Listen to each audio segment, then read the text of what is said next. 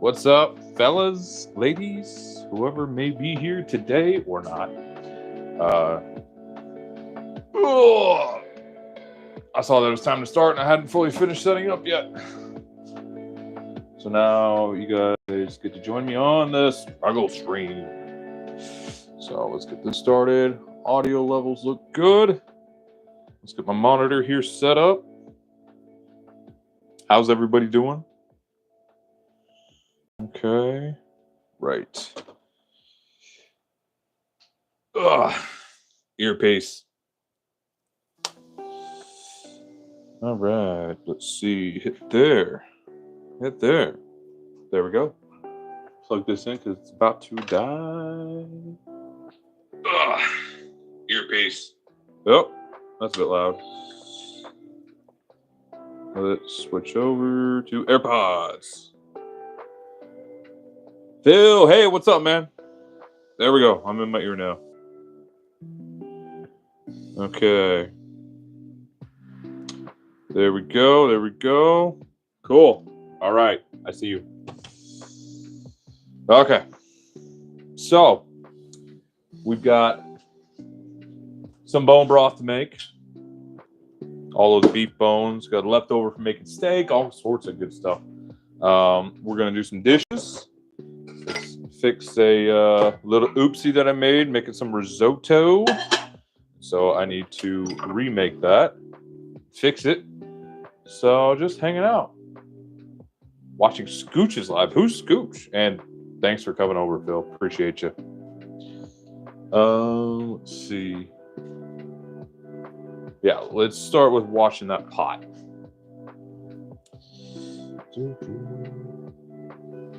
There we go. Just heated up the wife's lunch. Leftover beef stir fry, beef and peppered beef. Yeah, it's a Chinese dish, direct translation, peppered beef. So let's get that taken care of, put away. Scooch, gun prepper channel. Cool.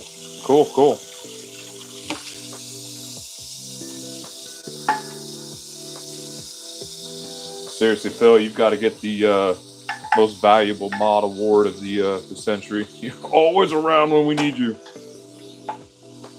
Appreciate you, man. All right. Even though this was put away clean, it's been a while since I've used it, and it's accumulated quite the layer of dust. So before I make a batch of bone broth, I want to make sure just to clean it off, so it's as clean as possible. I've been keeping up on most of the dishes. These are just from last night and today, so when we get to dishes, it won't be too terrible. There we go. Well, I try. You do awesome, man. Seriously.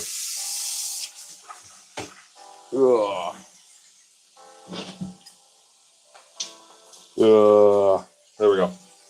Yeah, I've got actually 3 of these pots. They're 42 quarts. I primarily, exclusively use them for bone broth making and canning. So it works quite well for that. Not going to bother with the outside of this. It's going to get nasty here in the next couple of days. But as long as the inside is clean, we are all good. Let's balance so I can rinse my hands off. There we go. Sometimes, some days are busy at work, and then others I am mind-numbingly bored. Isn't that the definition of work, though? All right, there we go. Rinse this out. There we go. Get that nice layer of dust out. All right, put this back here. And that pan is sputtering on the water that dripped in there. Okay. Just go ahead and turn that off. Boil that up. Put her away. All right. Get this pot on the heat. Let's find you guys a different vantage point. I think you guys are getting bored. Come back to an oldie but a goodie here. And we go flying. Ooh, switch. There we go. There we go. So is anybody else surprised the other day when I was out mowing the lawn and the audio was coming through quite clearly? I was actually very surprised at how well that DJI mic took care of the sound of the mower. I was absolutely shocked. So, pleasant surprise. All right. So we got the reverse osmosis tap here under the sink. I put this hose in not long after the system was installed, and it is just dead useful. I can just fill pots whenever I need to, no problem. All right, start plopping these bones in there.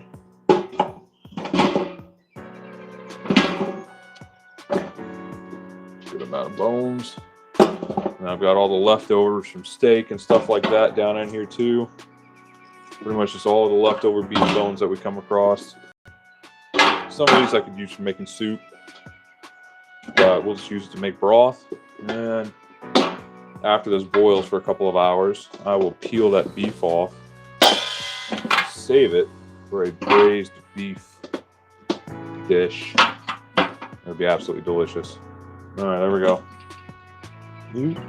No contact. All right, put this big old bowl off to the side. Wash it here in a couple of minutes. All right.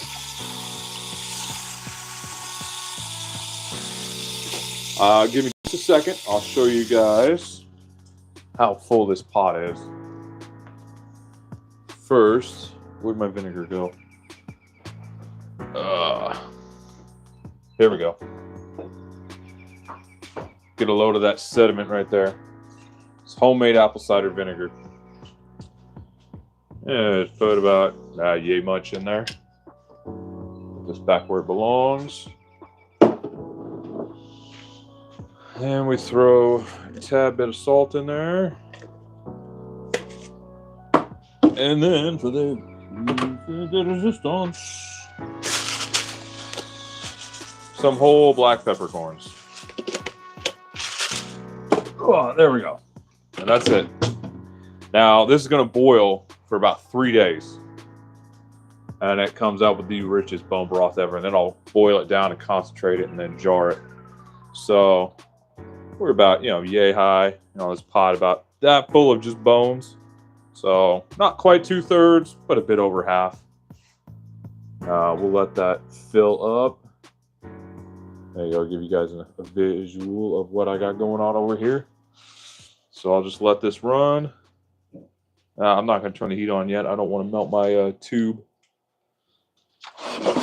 Make sure we got full contact of water there on the bottom. All right. So let's get this bowl washed.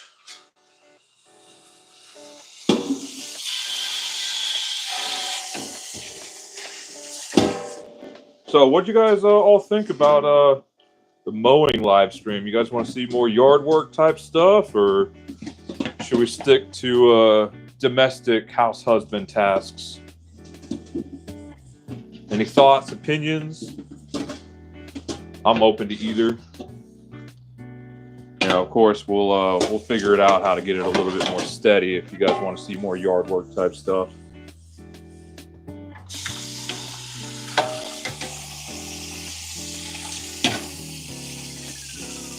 There we go.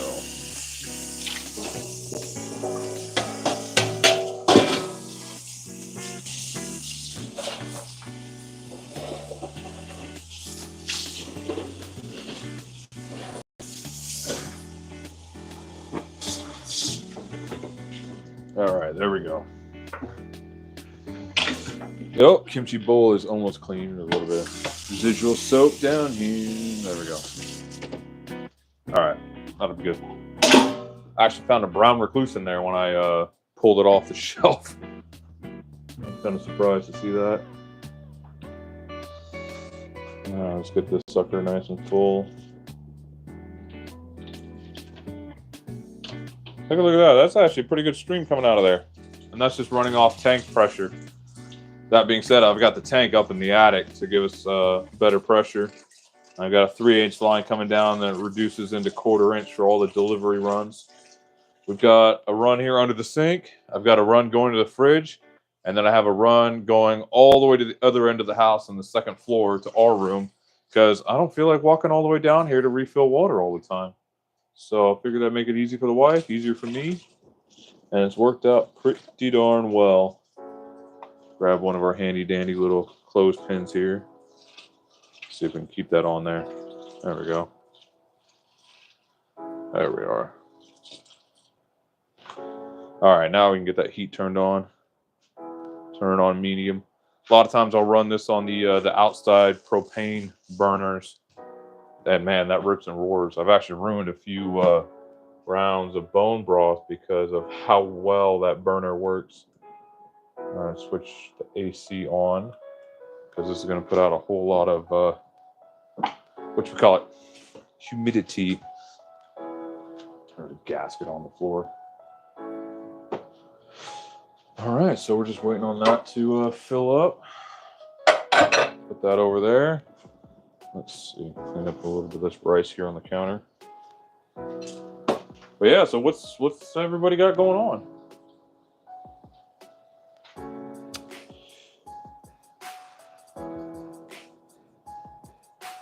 Cool. I just got a mention here from Mr. Idaho Man on the back end. They just finished up some bone broth, it looks like. How about that? Look at that. I'm going to share this. Look at that. Ain't that pretty? I got that All-American back there. I'm envious. I've been looking for one of those. Look at all that yummy bone broth. That's absolutely delicious looking.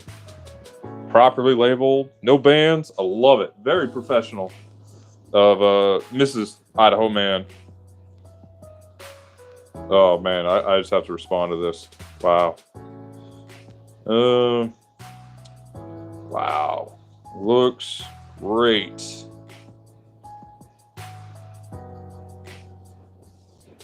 Man, shout out to Mrs. Idaho Man. That's just awesome. All right. Turn that off there. And there we go. Monitor number 2. Over here where it goes. Oh, light. My man Evan's back at it again. Hey. Vignesh? Let me try that again. Vignesh. Hey, what's up? How you doing? Man, I got to work on my pronunciation of like the South Asian names. I'm terrible at it. I need to watch more Bollywood dramas. I got actually pretty good at imitating it when we were watching, what was it? Jhansi Ki Rani? Oh man, that was such a great TV show that was on. That was one of our favorites. They had it on Netflix, I think, for a while. And then we hit the end of the episodes, and then we actually found them out on YouTube. But they were all in Hindi. So we just kind of had to watch and guess after, episode like 100 or something like that. But still, to this day, that's one of my favorite TV shows of all time. Don't worry, you pronounced it right. All right. All right, let's turn this up to max heat. We're getting up here pretty high.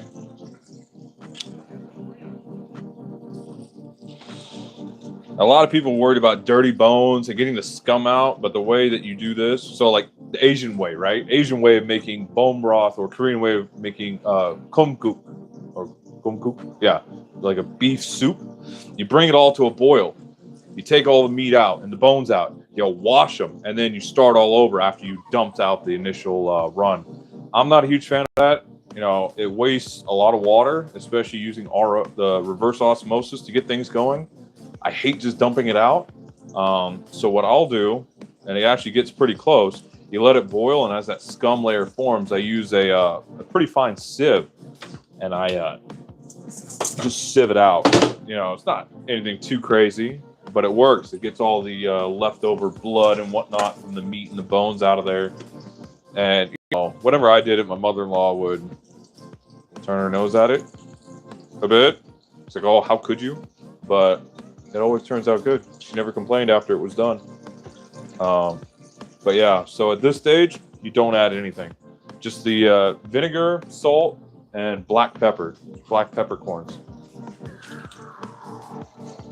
And then you just boil it for 2.5 days. And then if you want to add vegetables to make a broth instead of a stock, then you can add onions and garlic and whatever else. But you only want to let those boil for about 12 hours, or else the whole thing kind of turns and gets kind of nasty flavored. Ask me how I know, right? Let's see. I've had this bread dough in here rising for about 2 hours and 40 minutes. We're actually getting ready to form it and then prove it. So, extra item. Homestead Medical. Evan, how are you? I'm all right, man. How are you doing? Things going all right over there in your half of the country, in your AO territory? My territory. All right, we'll get this another, inch higher. Let's see. Can you guys see that water level? Yeah, you can. You can. Let's get you a better look at it. There we go. Doing well. Good. Glad to hear it, man. Hope it's going well for you, and you can get off the plantation here soon. There we go.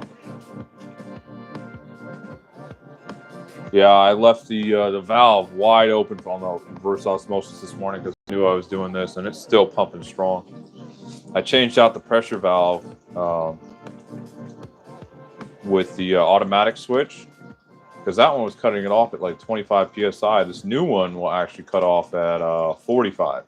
So I'm getting double the water pressure back in the tank and at least 60% more water actually stored when it's all done. So there we go. I'm loving it. I'll have to do a whole rundown on my reverse osmosis system for you guys. I've been through several renditions, and I've got it nailed down to a bulletproof system.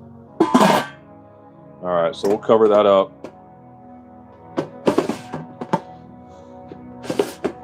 And let this get to a boil. There we go. Yeah, you can actually see how much heat's coming out of this burner down here. Let's see. It's roaring. You can't really tell from the fire itself, but if you look at the condensation on this thing, man, that is just insane. So the first, half hour, it'll kind of sputter for a while and dry off that water on the outside, and then it'll just rip and roar. So now why don't we get in some dishes? Let's see. Jake, hi, how are you doing? I'm well, man. How are you? Oh, inception moment. All right, let's get over into the actual meat and potatoes of everything. Good, glad to hear it. Yeah, I want to actually inception with the delay. So how are we looking at this? Straighten you guys out a little bit. Okay. I like the angle. Okay. Water time. So yeah, as I was mentioning earlier, we've got that tap coming into the fridge. Because this fridge actually comes with a pitcher. Gotta love the Koreans. They love their cold water in a pitcher in the fridge.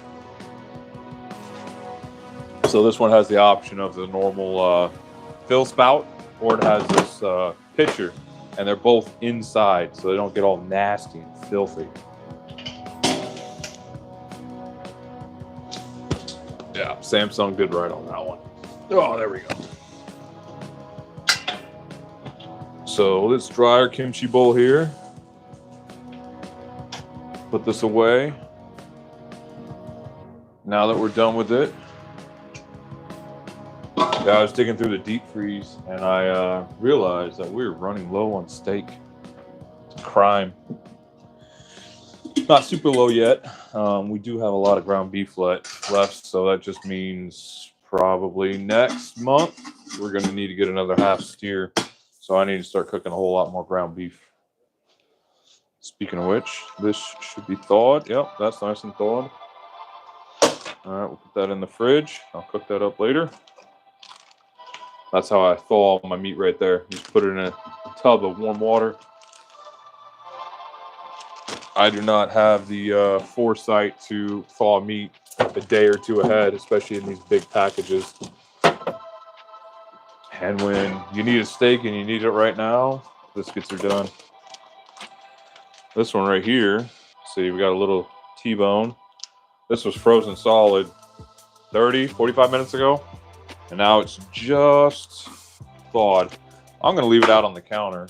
Cook that later on for the wife for dinner probably.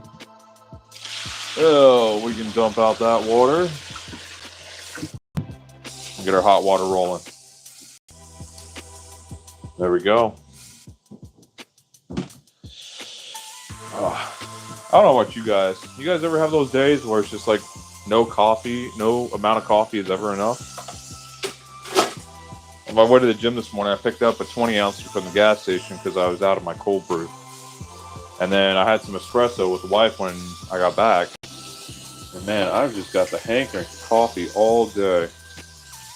Yeah, that's kind of clean. Let's just wash it real quick. So I'm going to see if I do have any cold brew. I think I made more. Whether it's ready or not, I'm going to have some.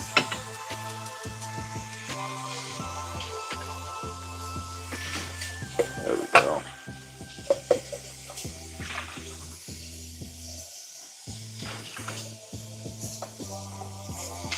There we go. So Olite, Vinesh, where'd you guys go? Dropped in, said hi, which I appreciate, and then you guys just bounced. There we go. Let's see if this has brewed. So last time I made cold brew, I used double the amount that I used this time. I don't know if you guys can see that swirling around in there or not. But let's try this. So this is half the amount of coffee that I normally use. Let's see if it's acceptable. Okay. Pop that out. It's still off-gassing down in there. So since I use so little, whatever does come out, I'm going to put back in there. Uh-oh. Stove's catching on fire. Okay, let's turn down that heat. Halfway. Crack that open a little bit. Let that side vent some. All right. That just tells me I need to clean the stove. Am I right? All right. All right. Pop that back down in there. So I don't know if you guys can see this. That's some light looking coffee. That's a travesty. Yeah, that's super light. It tastes okay. That is just not enough. Oh, where's more coffee? Oh, more coffee. See, this is the bag that I couldn't find yesterday when I made it. So let's fix that here real quick.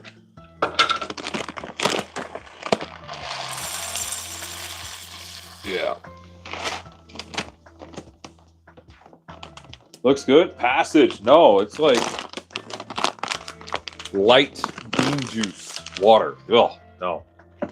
Need more coffee. I don't even know if I want to drink that. All right, let's grind and grind and grind and grind.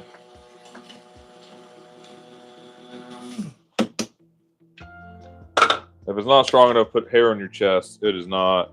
You just need more coffee in there. All right. What a disappointment. Oh well.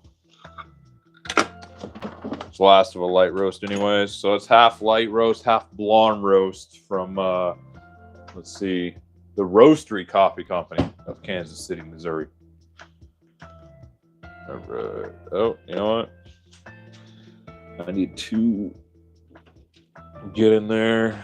Let's clean these off.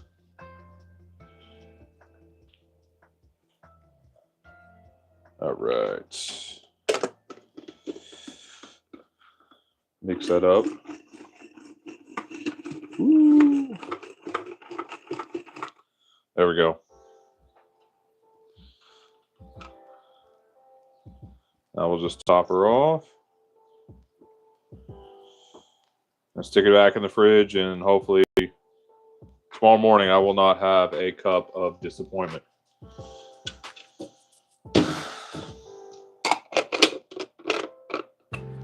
I mean, come on. Look at that. Look at that. That's just pathetic. That looks more like bone broth than it does coffee.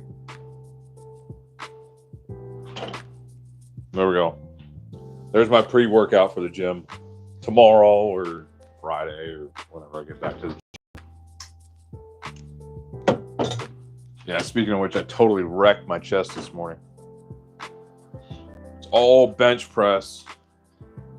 Regular bench, incline, decline. Max weight on all those to failure.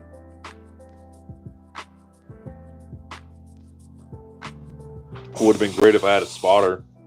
Would have been able to pump out a couple more, but I was thinking about going to the gym at 4:30, 5 o'clock in the morning. There's not many people there. And the people that are just want to be left alone. All right, there we go. So yeah, let's put these dishes in the dishwasher. Uh-oh. There we go.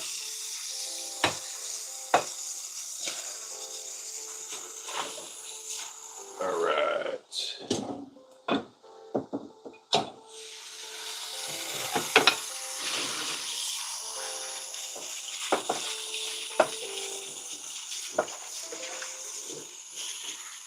All right, there we go. You know what, Ashley? Stand by, pause, timeout. Where'd my monitor number 2 go? All right. Got a super secret scroll to do here. My great. Ooh.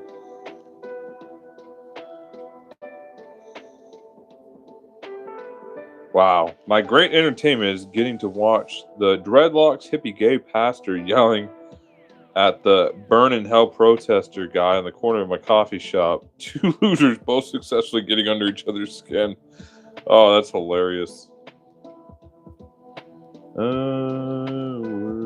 on now if anyone feels like shenanigans. No, not shenanigans. Shenanigans. There we go. Ooh. Oh, that looks fun. Oh, that looks fun too. Man, people having all sorts of fun. All sorts of fun. Okay. Back to work. Back to work. Work must be had. Distractions must be kept to a minimum. So even though that coffee was light as hell, it does have a little bit of a kick to it, I have to admit. Light roast, you have not failed me. Herman the Tosser. Evan in chat, hello, greetings. So, Herman, I've been meaning to ask you, isn't over in the UK, like, tosser, isn't that some sort of swear word, curse word? If you would be so kind as to edify us.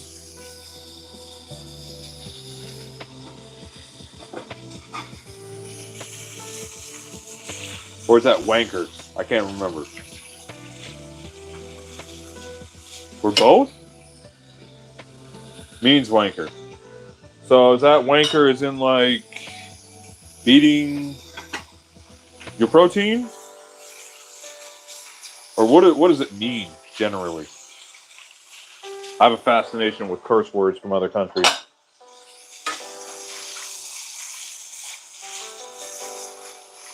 Actually, in Korean, there's one where you're basically calling somebody, like, it depends on how you use it.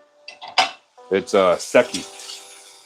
But you can use it in a way to where it's like an endearing thing and it's normal, but you change connotation and it's like, you son of a bitch kind of thing.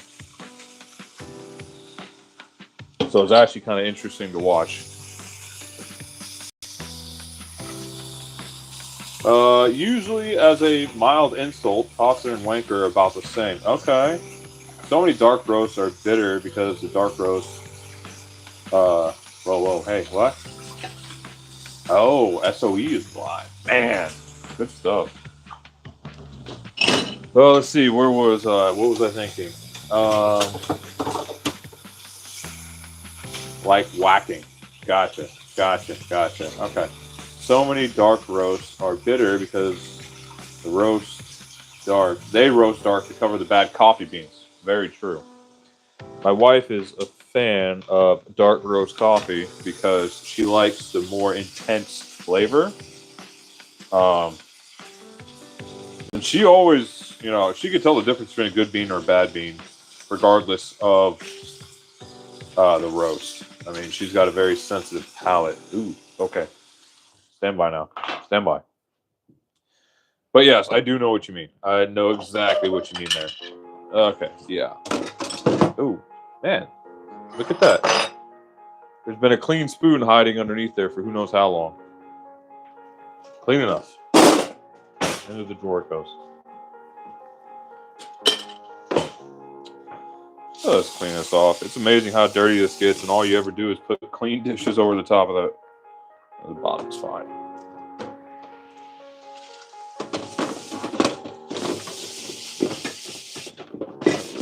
Let's get that scrubbed off. Yeah, I love these Scotch-Brite pads.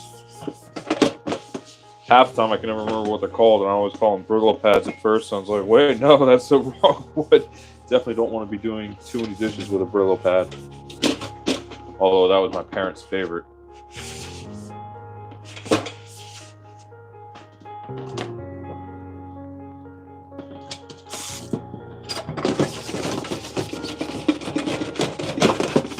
There we go.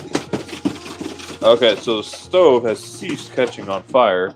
Let's see what happens if I turn it back up to high, now that I've opened things up and the pot's dried off some.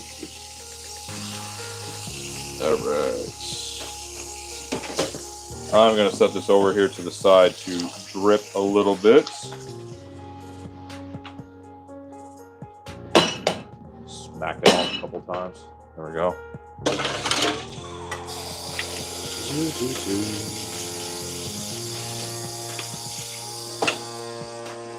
Yeah, so yesterday I actually made a stir fry with, what was it? Skirt steak. It's actually pretty good. First couple times I ever tried to cook skirt steak, it always came out super, super chewy. And then I realized, it's like, okay, I've got to tenderize this a bit, and I've also got to cut it right. Got to cut it like right against the grain, nice thin strips. And then you tenderize it, not physically. You can use cornstarch, you can use egg whites, you can use a few different things. And then I throw it in one of these half-gallon mason jars and hook it up to our vacuum sealer. And in about 10 minutes, it pulses vacuum on and off a few times. And it absolutely just pulls that flavor right into the meat and tenderizes it. It'll have you thinking skirt steaks, like filet or something like that, in about 15 minutes. It's absolutely just awesome. It's science. If Battle Chemist was here, I'm sure he'd be able to explain it, but he's off doing, work. Okay. This got to get clean too. This is kind of nasty. Well, let's see if I can get in there and get all this clean. Amazing things that I can attend to when I don't have, piles of dishes just sitting around. Got a few right now, so it's not so bad. Kind of like this being on top of dishes thing. I don't know about you guys. I'm just grateful I'm able to keep on top of it right now. Let's get this brush down in there, see if that does a better job. There we go. Work those corners, get the angles.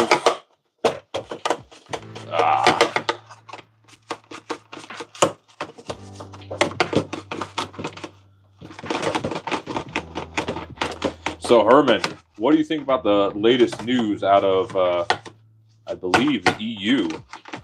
And I think the UK might have jumped on board too, talking about deploying troops possibly. Thought that was an interesting thing to come out. I heard about it. I haven't looked into it too much, so I don't know how much truth there is to it. But I heard about it in passing. And I was like, why are they going to go do that? Who would possibly want to get involved in all that nonsense right now down in Ukraine? Ukraine.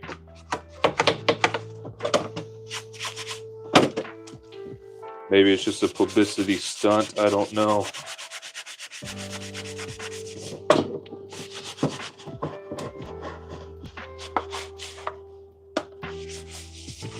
There we go. Not perfect, but this is better. See, this is the thing I don't like about these dish racks, is they're impossible to keep clean. I think that they would design them so they open. But then again, if you do that, they'll make you pay twice as much for it.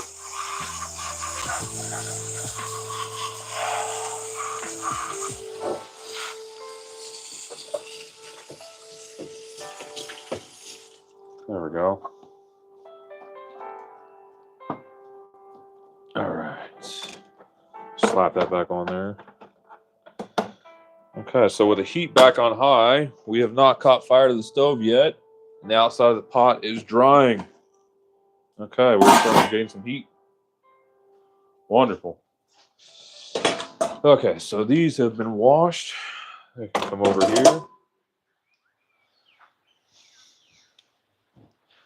Obviously, the powers that be have a lot invested there. I guess we're using a strategic zone. The powers that be. I like how you put that. I feel like we'd get along.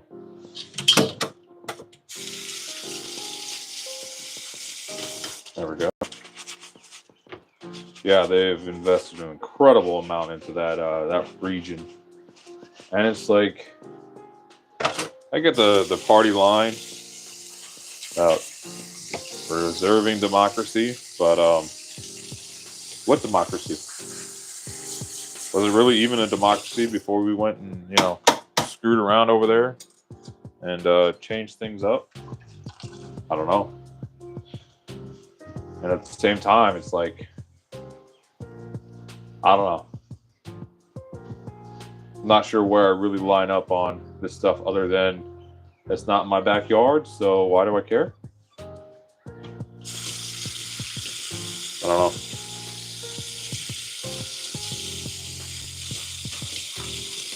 I kind of like how we stayed out of things during the Great War until we had to get pulled into them. Then again, did we really have to? Or what did we do to precipitate that kind of action? Just what we're doing right now? Just like one toe in, just like, oh, I'm not involved, I'm not involved. You know what I mean? Again, they've done a good job at divide in an opinion over the past few years. Yeah, they have. They've really divided people. So, I don't know where I stand. I think I had it right a minute ago. It's not happened to me, so I'm just going to concentrate on raising my kids and washing my dishes. Do I really approve of them sending all that money over there? I mean, is it really money? If they just push a few buttons and numbers change in accounts? Not really. I don't know. If we could get involved in a way to where it purely and objectively just helped people, I'd be fine with that. Yeah. See, from medical, lockdowns, orchestrated wars, social divides, and agendas. Yep. Pretty much.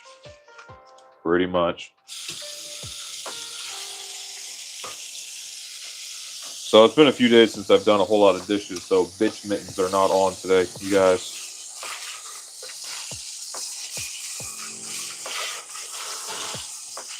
There we go.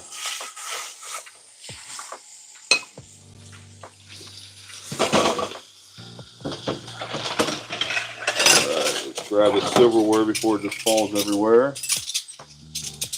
Let's put it in here. Won't break anything. Pull that cup out. There we go. Yeah, my kids went and reheated rapoki. So ramen with tteokbokki. It's a Korean dish. Keep up the scrubbing. Thanks, Irvin. Appreciate it. And this is what they left me from last night. Nice and burnt on. So the first thing I did when I got up is I just filled it with water. I left it alone for the past, 8 hours. Yeah. Pretty much rinses right out. Love it. Yeah, I'm just going to keep on scrubbing. That's all I can do right now. All I can do is scrub the dishes, take care of my own, and just carry on.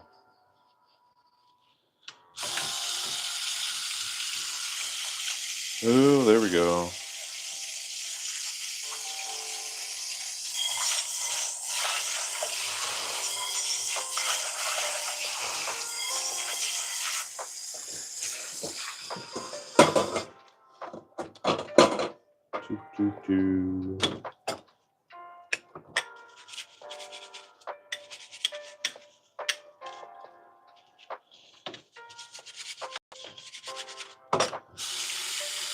Ow! I just pinched my finger. That's what I get for not watching.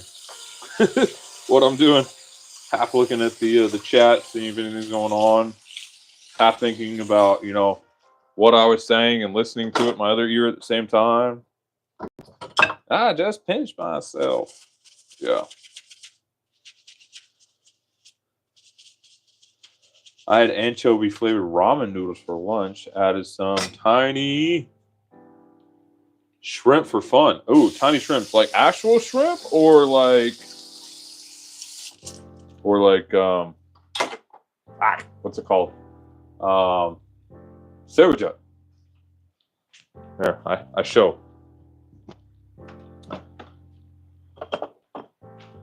So like Phil, we're talking about like these shrimp, these tiny shrimps.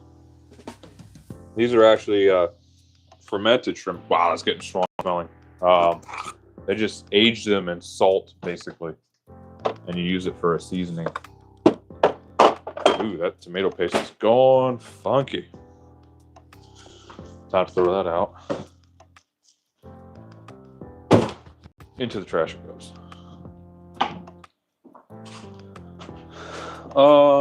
Sarkis brand canned shrimp. Interesting. I have not tried that. They come pre-cooked and all that? Oh, they would have to. I mean, there's no way you can keep that shelf stable if they weren't cooked. But yeah, it sounds good.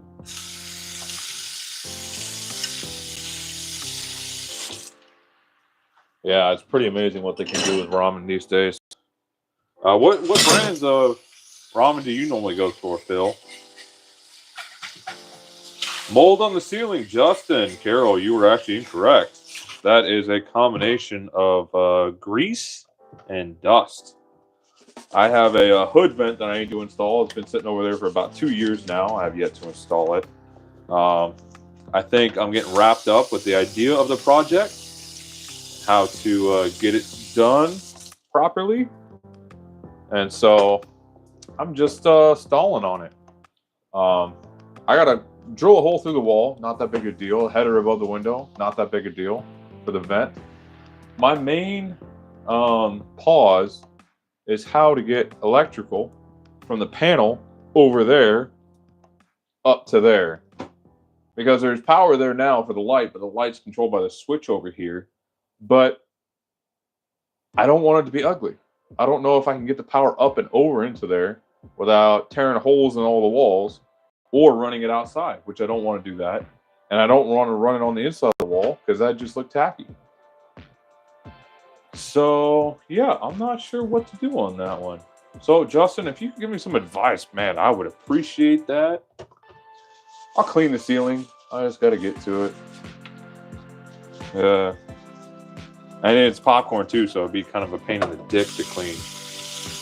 I mean, you might be just kind of being an ass, I'm not sure, but I figured to address it. Maybe you're trying to be helpful and earnest.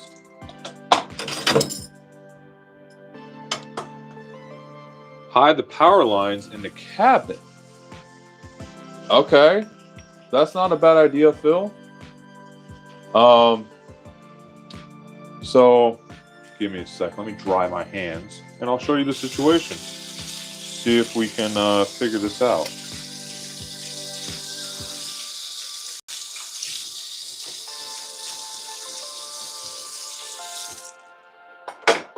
Let me grab my towel, and we can go mobile.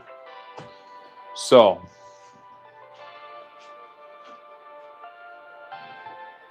Justin, which was it? I think Justin bounced. Being a little bitch. Okay. Go mobile. So I've got power panel there, right? We've got a crawl space, so I could get power line down and over here somewhere.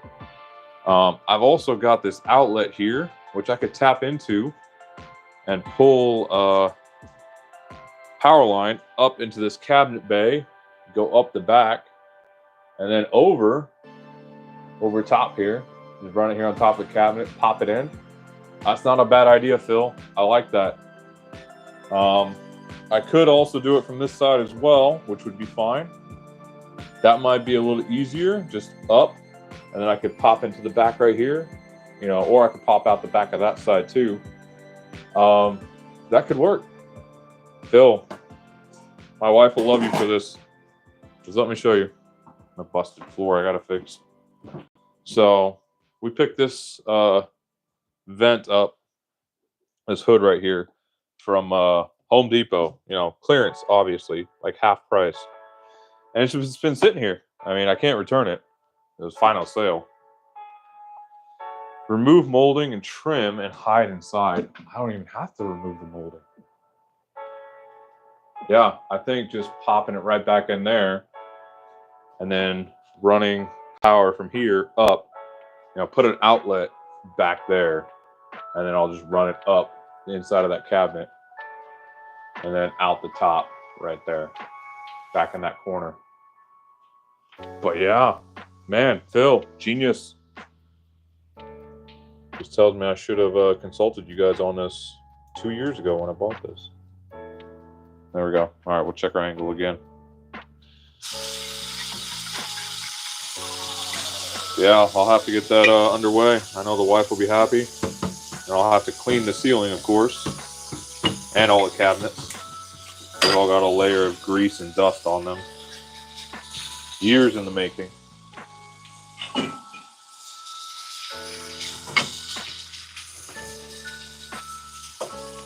Yeah, that's been a huge roadblock for me. That's great. Thanks to Justin, he helped. Yeah, I didn't even realize it, right? Sometimes being a dick does help.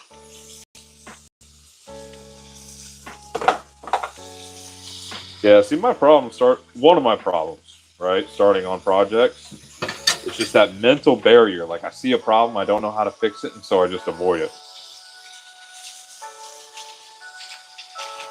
But yeah, maybe after this trip I can get started on that.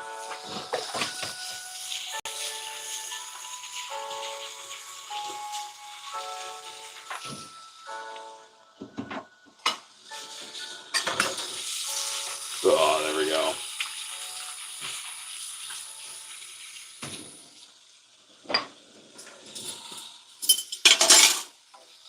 Lord willing, that Montana trip happens. Lucky Rajput. Hey, bro, love India. Yeah, man, I'm right there with you. Sorry, accent thing. Whenever I get excited, I tend to slip into a slight bit of an accent. Maybe a little bit of a unkind there, but you know what? Love the food, love the people, love the country. So take it with love. You're not the only one who do it everywhere. You should see the wife after watching K-dramas.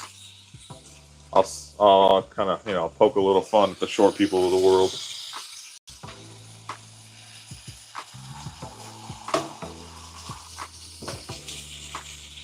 Ooh, that water's getting hot. There we go. Gasket is clean. See if I can clean my wok spatula here now. Yeah, there we go. Am I a chef? No, I am not. My wife, though, she likes food as if I was a chef. But no, I'm just a dad trying to take care of business here at the house. That's all. A house husband, as some people would say. And then, you know, the kids, man, they're constantly hungry. I'm surprised they're not down here right now.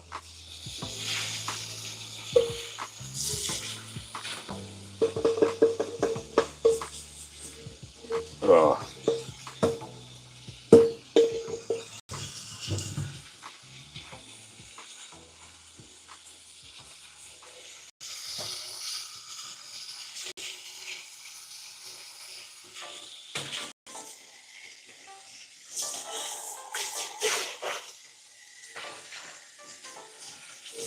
There we go.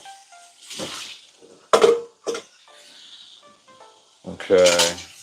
Got my little pot of silverware here.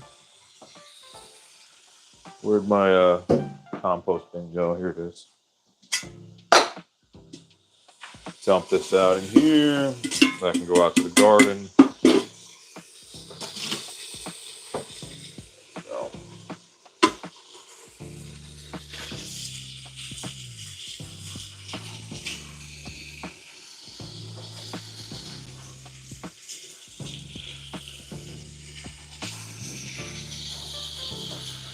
So.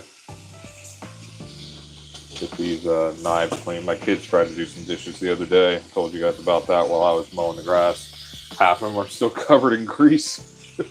I had to rewash a bunch of them. A couple of these knives too. They know they're not supposed to be washing knives, but they were trying to help, so I didn't scold them too much.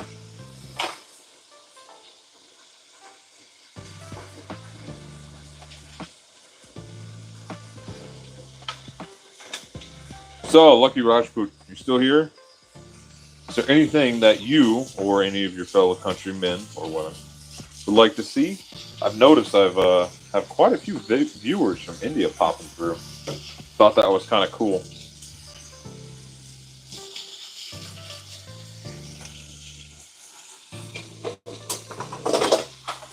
All right.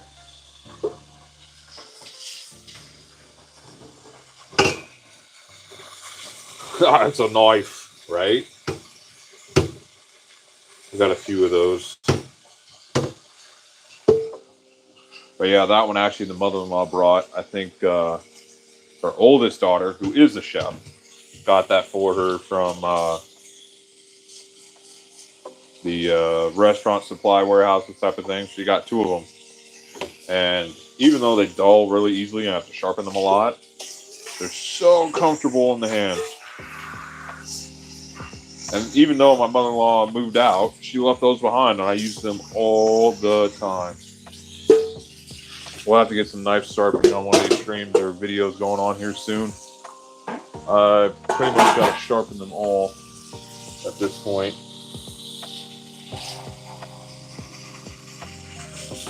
I think Lucky Rajput has moved on.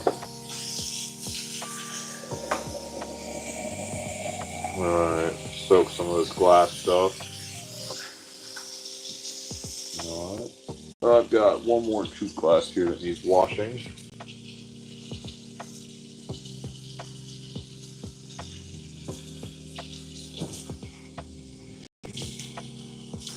You know, I keep looking at today's date, May the 14th. I don't know why, but it feels significant.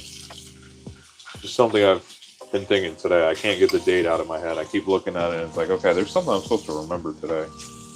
You know, my wife's birthday was last month. Our anniversary's in December. So I can't think what's so important about today. I don't know what it is. Maybe something happened in the past couple of years that was important. I don't know. It escapes me. not any of my kids' birthdays. They're September and October.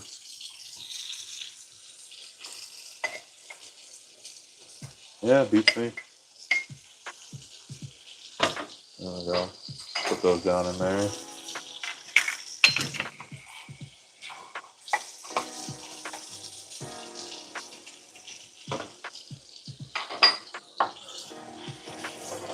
Oh, there we go.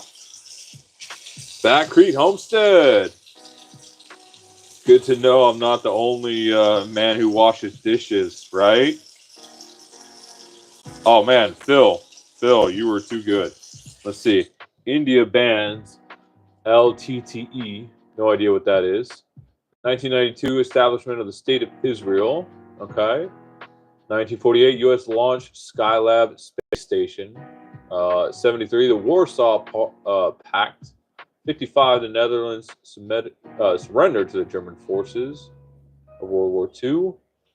And 1940. Oh, I got those dates backwards. And then that was in 1940. Okay. Today in history. Thank you. So hey, Back Creek, how you doing? How you been, man? What you up to? How are things? How's the homestead? You know, got any fun projects going on? I get a little confused with screen names here on YouTube and then who people are in the chat in real life. So you have to remind me. I try to keep up on everything going on in the Signal groups with everybody that's shared projects.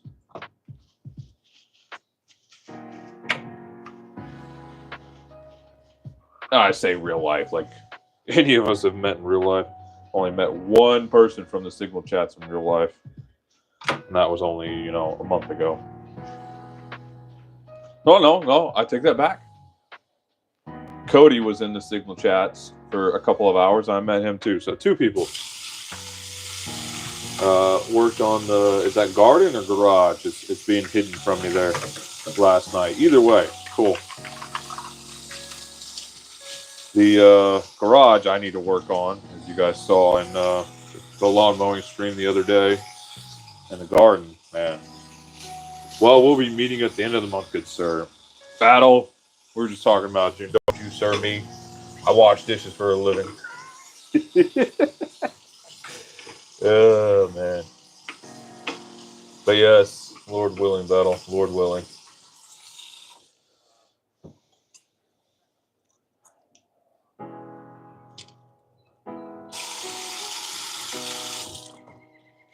Let's get this tea strainer cleaned out. Look at that. Look at that. It's a little owl. Ain't that cute? I saw those at TJ Maxx, and I told my wife we had to get them. We got one in blue and one in green. I thought they were hilarious. She just rolled her eyes at me. Ugh.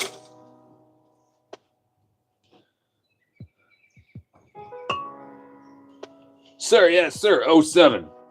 I know 07.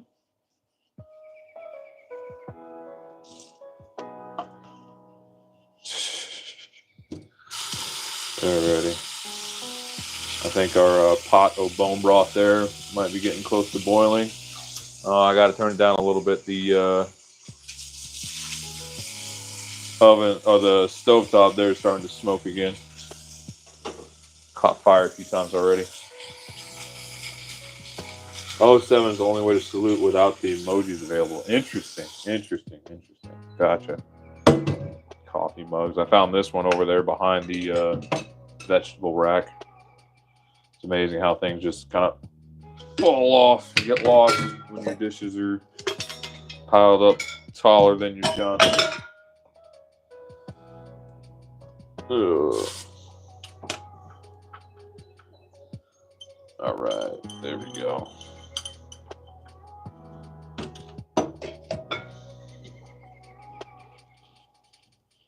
There we go.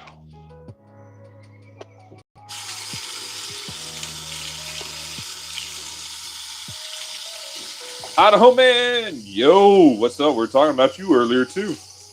What is up? Oh, Back Creek, yeah, I see you. Garden, yeah. I see a comment now. Now that YouTube heart thing is out of the way. So, Mr. Professor, how are things? Getting used to the new role?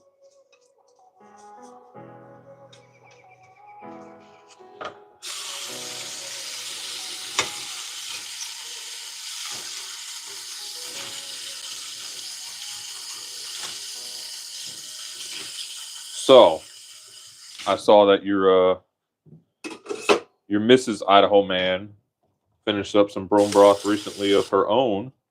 How long do you guys boil that? Normally, I go for 3 days.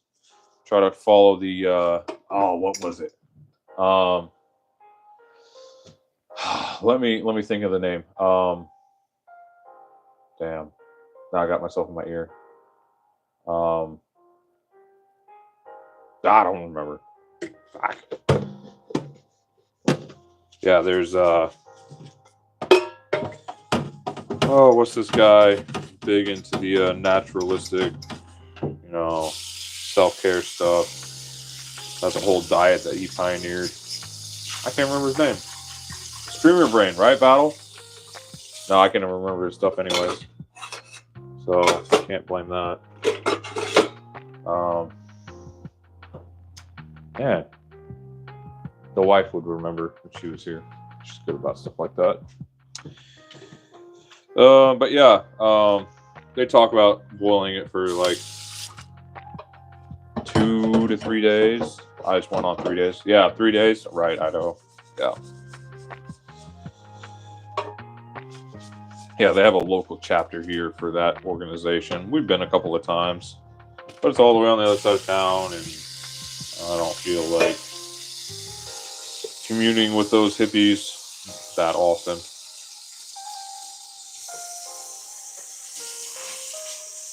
It's actually a guy that runs a YouTube channel based off of that stuff. I think he has an actual physical store here locally too.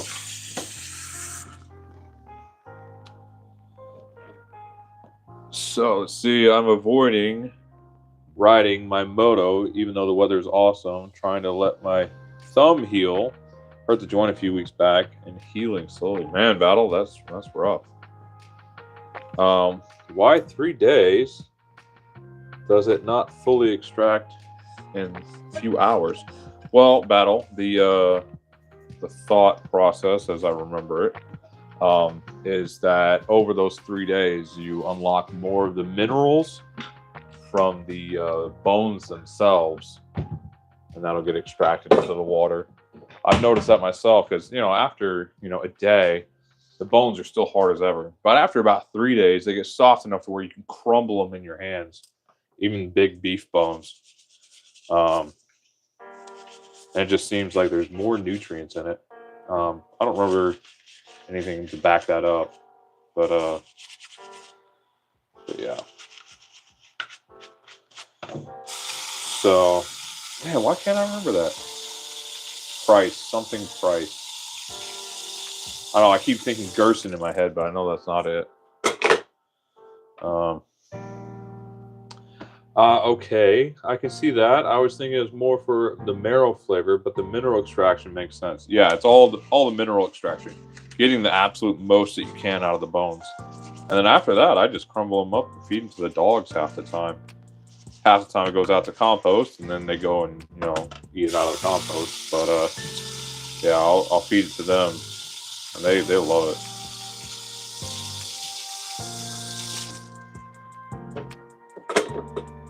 Okay.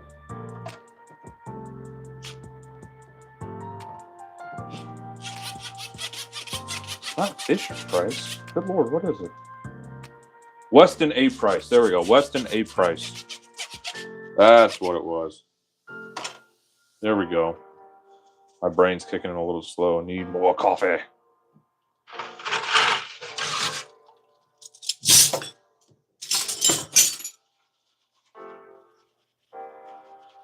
At least I remembered it eventually.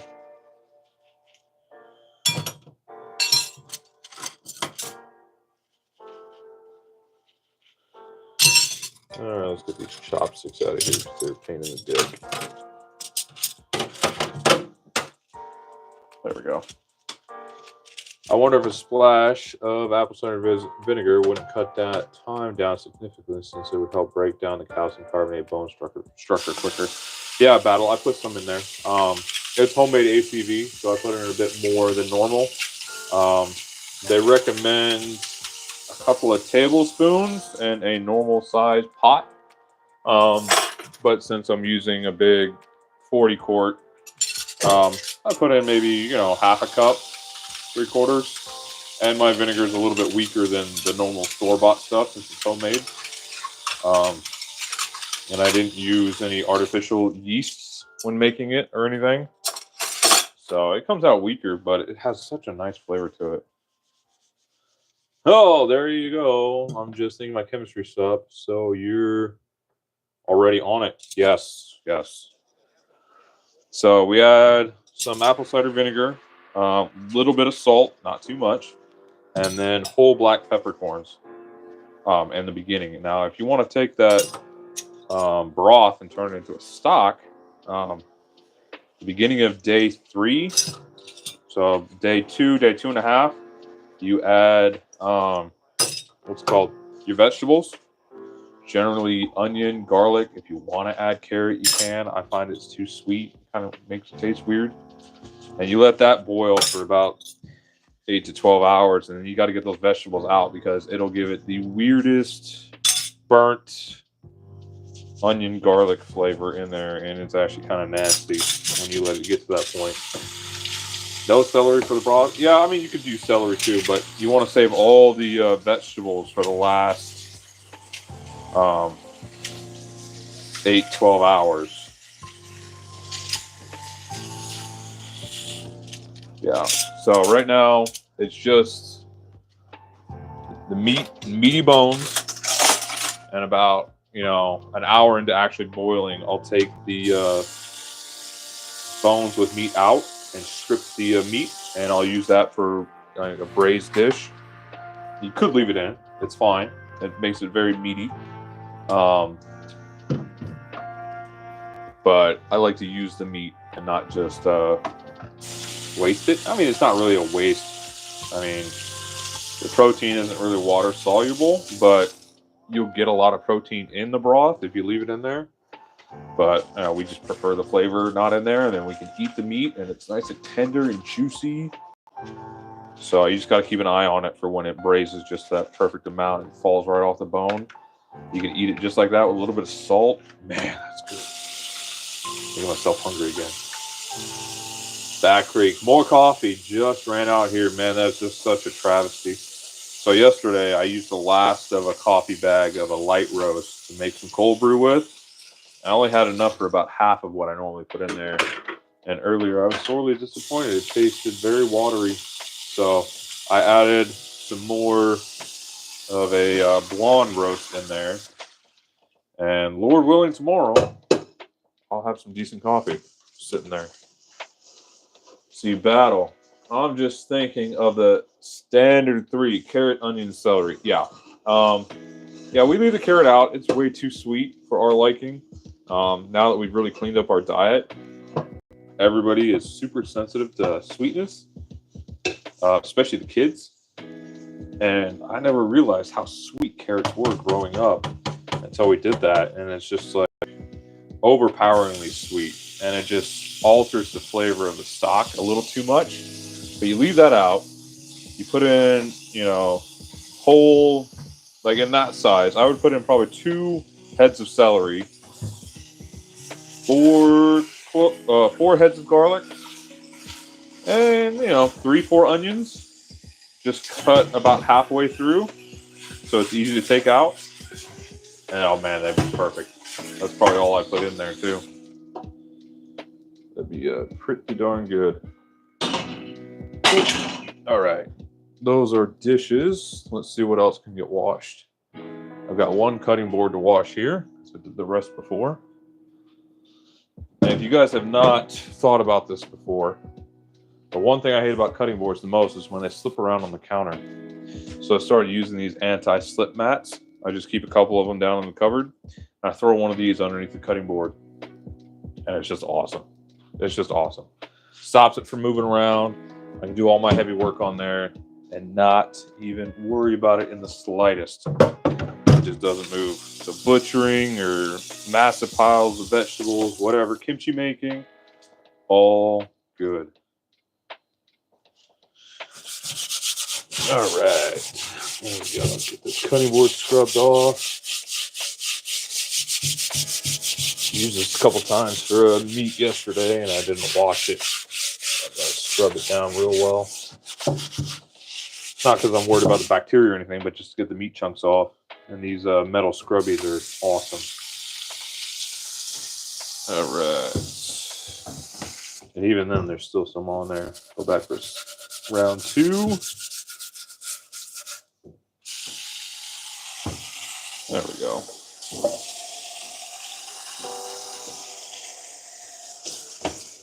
All right. But yeah, so right now we don't have any celery. We do have some leek that's starting to get a little funky. So I might throw that in there, cut off the bad bits and put the rest in there.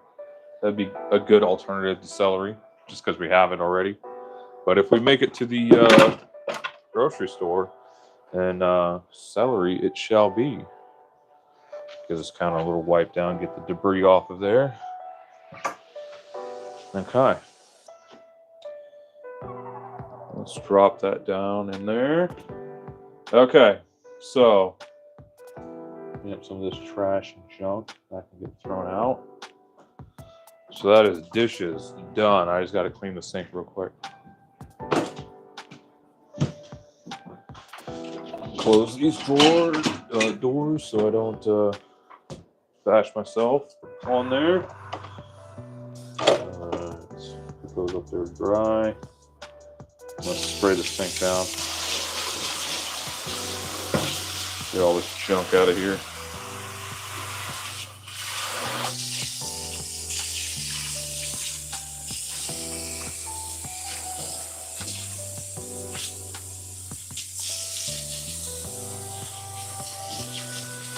There we go.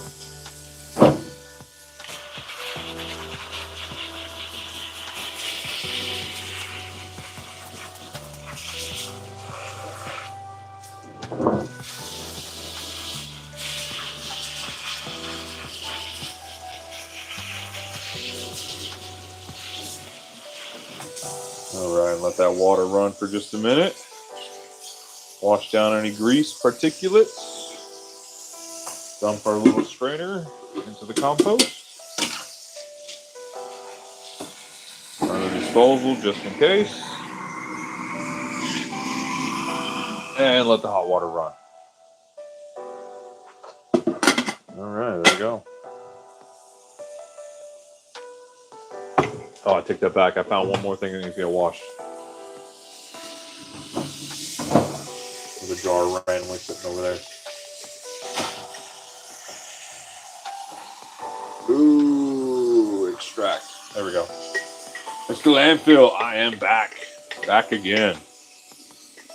Well, welcome back again.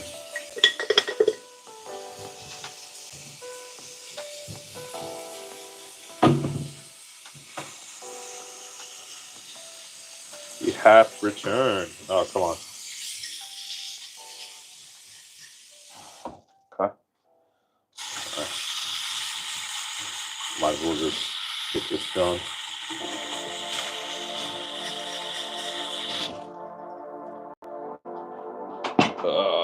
Where can I put this in here? That's good. All right, this pot needs to get put away.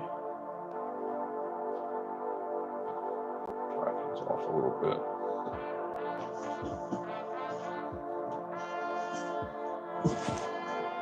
Okay. And away it goes. All right, this towel is ready to dry and get put away to the laundry. Collect a few other ones that are sitting here. All right, so let's try and fix my fuck up. So even though this beef broth is not done yet, which is, the main reason I was making it, I'm going to get started on fixing the dish that I messed up. Oh, you know what? Yeah, we pressure canned this for 25 minutes after cooling for long-term storage. Nice. Got a lot of bone broth around here. Yeah. Used to be whenever I'd make a batch of bone broth, it would be, you know, 18, 20 quarts, and it would just take up so much room. And then I started condensing it down, and you know, this whole pot right here will condense down to 2-3 quarts, no problem. So it's a nice thick gelatinous mess. Ah, here we go. And it just stores so much easier that way. Gotta keep an eye on it. If you're gonna do that, I would recommend pint jars instead of quart jars, because you don't want to have too much out at once, and then I would freeze it if you go that far. I'm not going to go that far on this one, because I do want to actually can it. Yeah, make a jelly? Exactly, Idaho. So this is that scum that I was talking about when we first started. I'm just going to skim that scum off. And I might get some of those peppercorns too, but that's okay. I can always throw in a few more. So there we go. We'll just keep an eye on this. Keep skimming it until none more appears. Just get that out of there. There we go. Now, you can also leave that in there and then just strain it at the end. So I'm going to put this over here to the side. Readjust. Look at my nasty stove here for a moment. I need to fix that.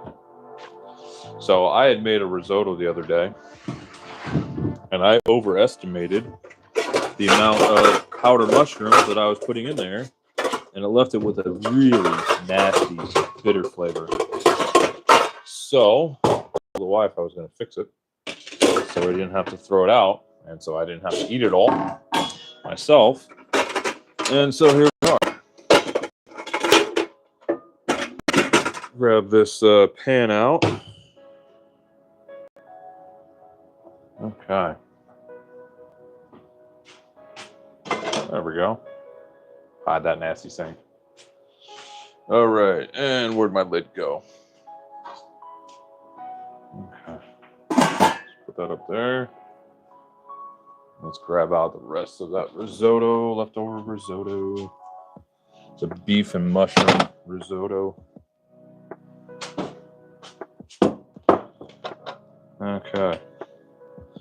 So, in case you guys can't tell, I got plenty of leftovers here. Look at that. So, let's grab ourselves a spatula. And down inside here, there's actually 2 more beef bones. Let's just pop that all in there.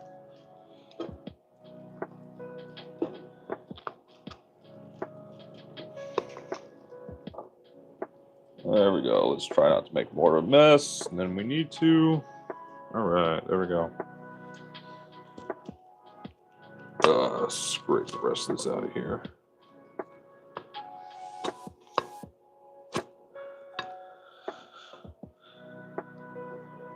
Okay.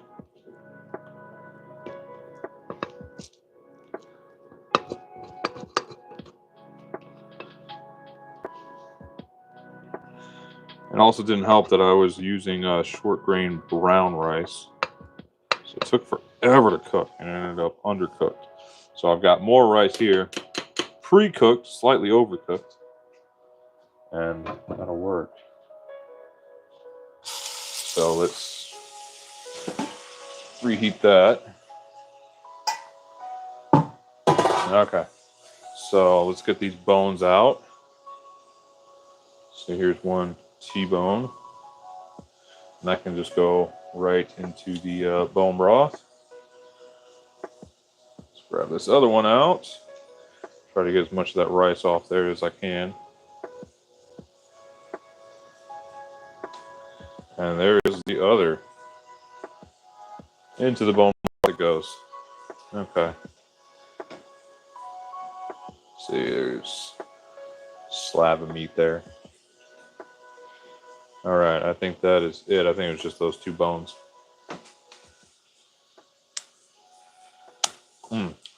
Yeah, I don't mind the flavor. It's actually mellowed out quite a bit, but it definitely does have a pretty strong after flavor to it.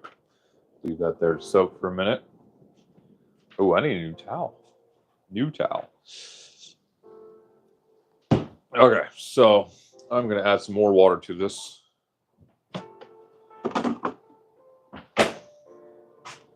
This beef broth is not going to be ready in time, and I want to get this taken care of.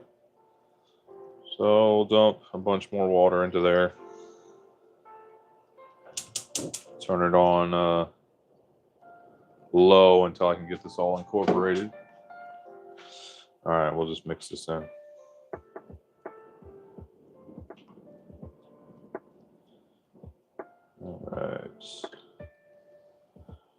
All right, bring that heat up to medium. Oh, there's another chunk of something. Yeah, that's just meat, mushroom. Okay.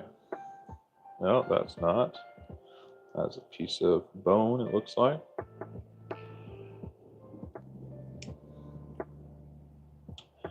What's that? That's some gristly something or other. I can go in bone broth too. Okay. And then we'll take our freshly cooked rice and just start scooping that up in there.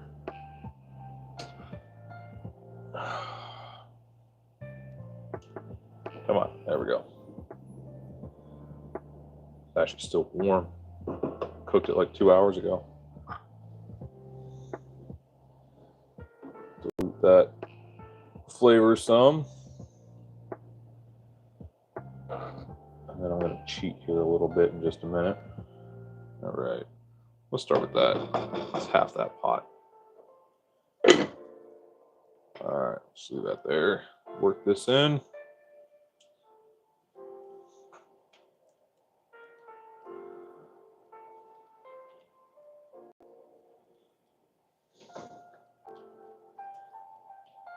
Okay. And, you know, if this doesn't work out, then, you know, this will be my food for 3 days. Okay. Turn that heat up a little bit more. And now I'm going to cheat.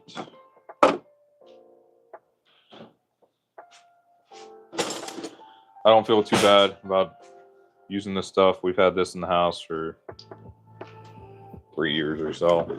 I haven't gone through the whole jar yet. All right, some more of that beefy flavor in there, especially since that broth isn't done yet.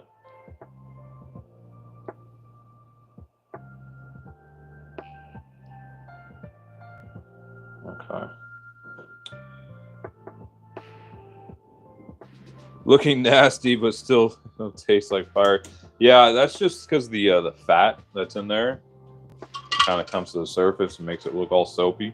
But as soon as it heats up, it'll look much better. All right, let's see. Grab out some more mushrooms. Let's get those sliced up and put in there while this heats up.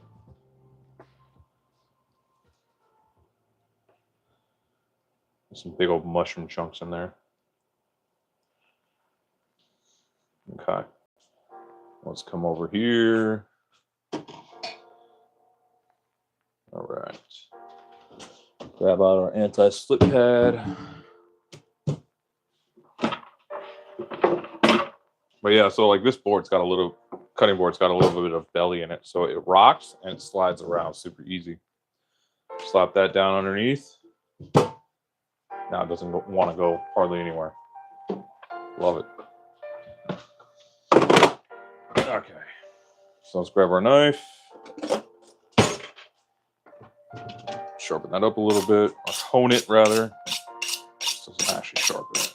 But I can feel just doing that, it definitely needs a new round of sharpening. So we'll take our mushrooms, just slice them up, throw them in there. Try to add a little bit more of a mushroomy flavor. Try to cut down on that other mushroom I put in. a dried mushroom.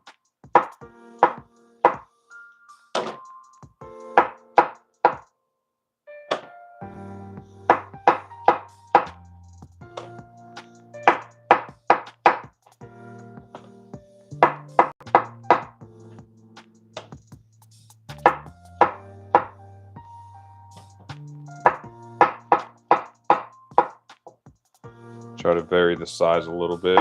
Some people would not like that, but around here it's not so bad. Get a little bit of a variation in texture. But yeah, I just throw them in caps and stems and all.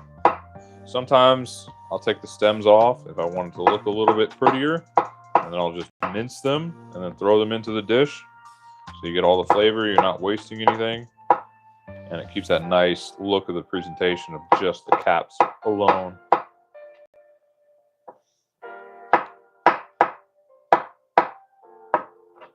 There we go.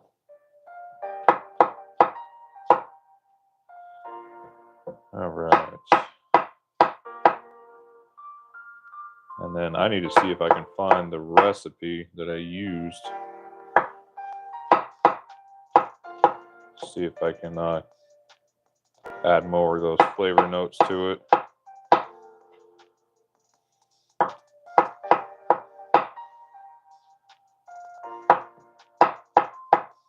There we go. And we'll just take these right here and just plop them on in. Hey, Princess! Risotto or risotto, however you want to say it. How you doing there, Princess? Konjuniwasayo. Oh, there we go. Move that camera back a little bit. It's getting a little warm on that foot. Yeah, I'm trying to fix this risotto.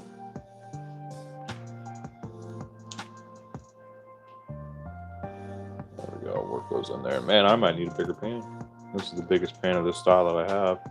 Might just need to throw it into a pot and call it good. Let's see. What else we got here?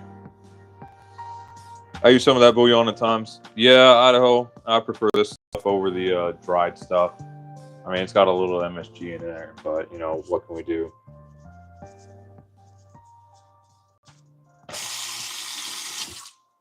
Okay. Toss out this pan, or it's a tray. All right. Reposition you guys here so we don't get too bored of that. All right, let's see if we can find that recipe. I think I took a screenshot of it. You guys don't see my passcode. All right, let's see here. Where are the recipes that I have used?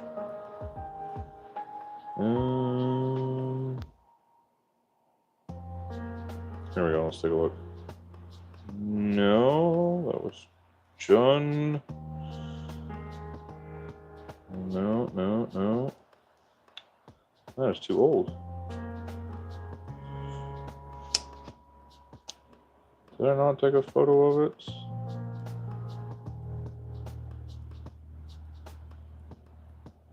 Order, shipping. No. Screenshots of various things. Oh, here we go. No. That was souped up recipes. Let's go back. Man, was it further back? How about this one? Kimchi. No, not that one. No, not that. Maybe I did not take a screenshot of it. How about this one? Wait. No. Oh, that was a month ago. Okay. So I did not take a screenshot of it. Let's see if I can find it.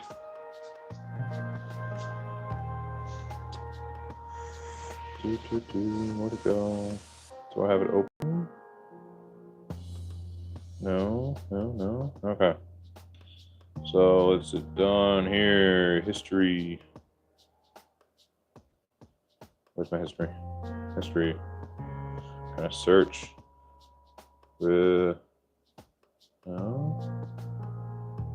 Oh man, I don't even have it in my history. Good Lord. Maybe the wife texted it to me. Links.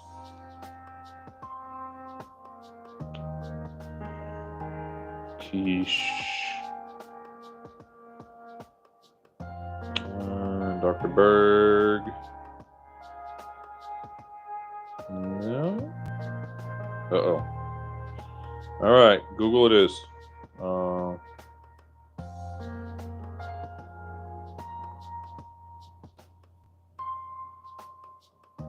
Beef and mushroom risotto. Let's see, is there a recent view? Did I just wing it? Uh-oh. Uh-oh. Yeah, I think I want to just wang it.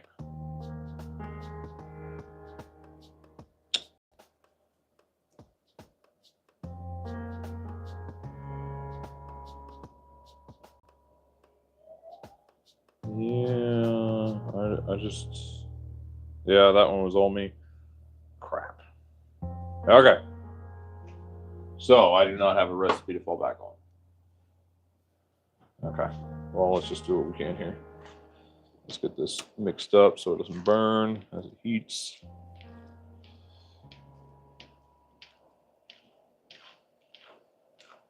All right.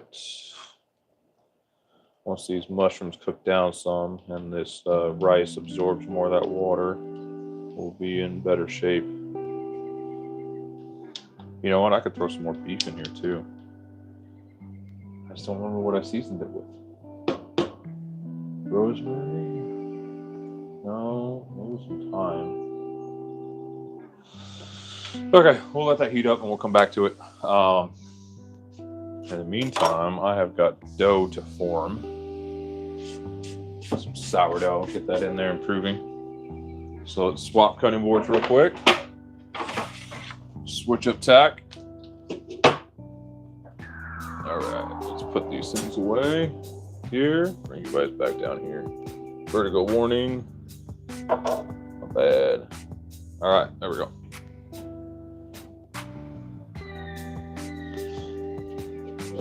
Put all these lids away.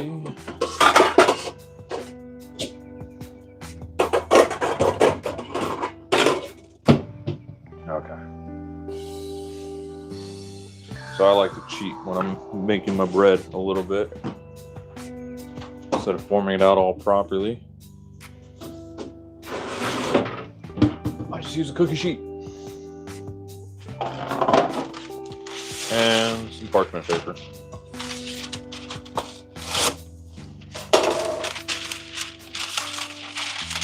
There we go. Just put that on there. It makes it so much easier. I don't have to worry about transferring it. Nothing.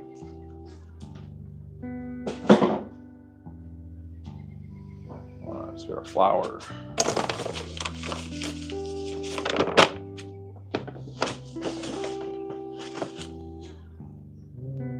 Dust that nice and heavily. Fairly evenly.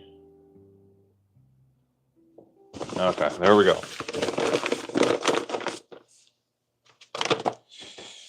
Where is my spatula for the dough? C'est the spatula. All right, grab our dough. There we go. It's already risen quite a bit. Look at that.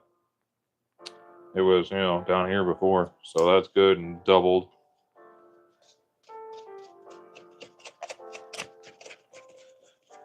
Flip it out. Keep our top on top, bottom on bottom. But for right now, the top is going on bottom and the bottom is going on top. But don't fret, we shall fix that in just a moment. Okay. All right, we'll keep that out just in case I need it. Ah, nice, you're doing bread. Yes, Thurman. We're getting some sourdough going. All right, we'll get underneath that, flip it. Underneath there, flip it. got a little sticky on us. That is okay. Now we'll go to the ends. And the ends. All right. And let's continue to build the structure.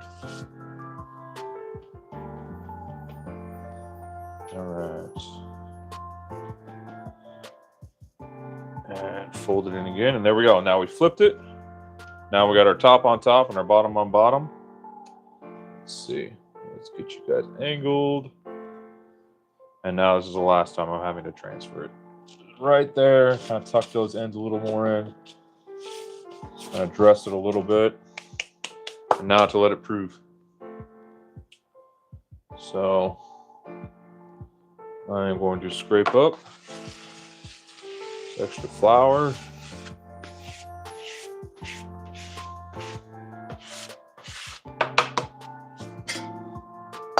And into the compost it goes. And that's cleanup pretty much done.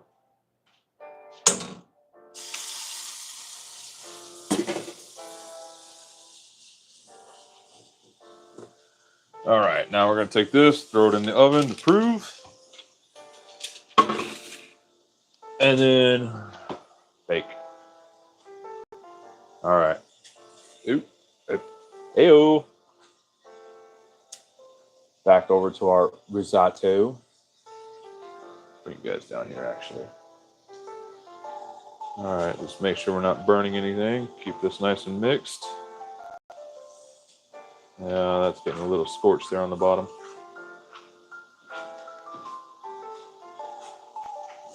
Me trying to do too many things at once.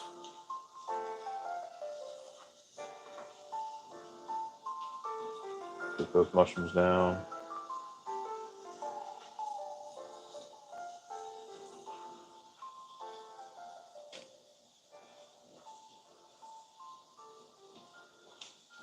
There we go. Deglaze the bottom a little bit.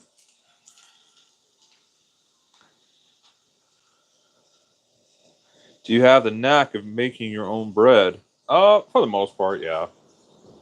I've been making it here for several years. I don't think anybody ever truly masters making bread. Because if you do, you open a bakery. I've got the knack of, making something edible, not rock hard.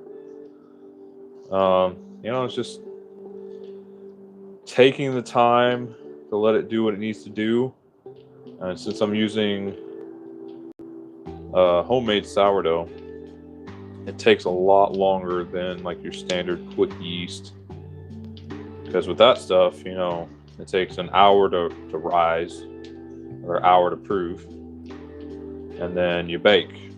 It's been rising for 4 hours now instead of one with a regular yeast.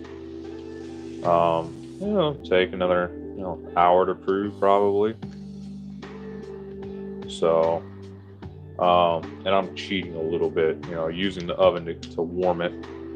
I use a touch of sugar in the water to boost the yeast up and to get it actually going. But there won't be any of that left when it actually finally bakes. But if I don't do that and I don't use the oven to keep it warm, this will actually be a 24-hour process. Real slow rise and ferment. So this will have less of the sour flavor to it, but I need some bread right away. So I'm cheating some. All right. Turn the heat up a little bit now that we're here and tending it.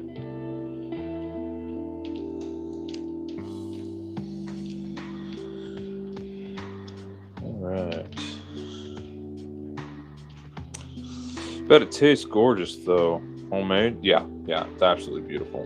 That nice slow ferment, you get a beautiful like sour note to it. It's just incredible.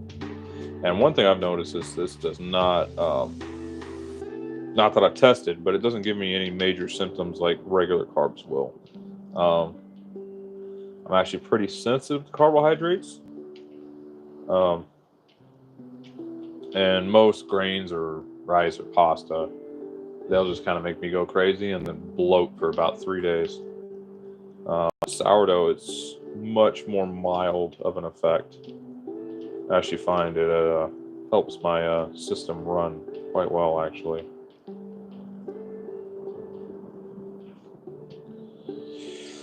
Looks like that will serve 6 or 7 people in the pan. Yeah, I wanted to make some with leftovers. And then the first round didn't go over too well because I used too much of one of my dried mushrooms. Gave it kind of a bitter flavor, bitter aftertaste.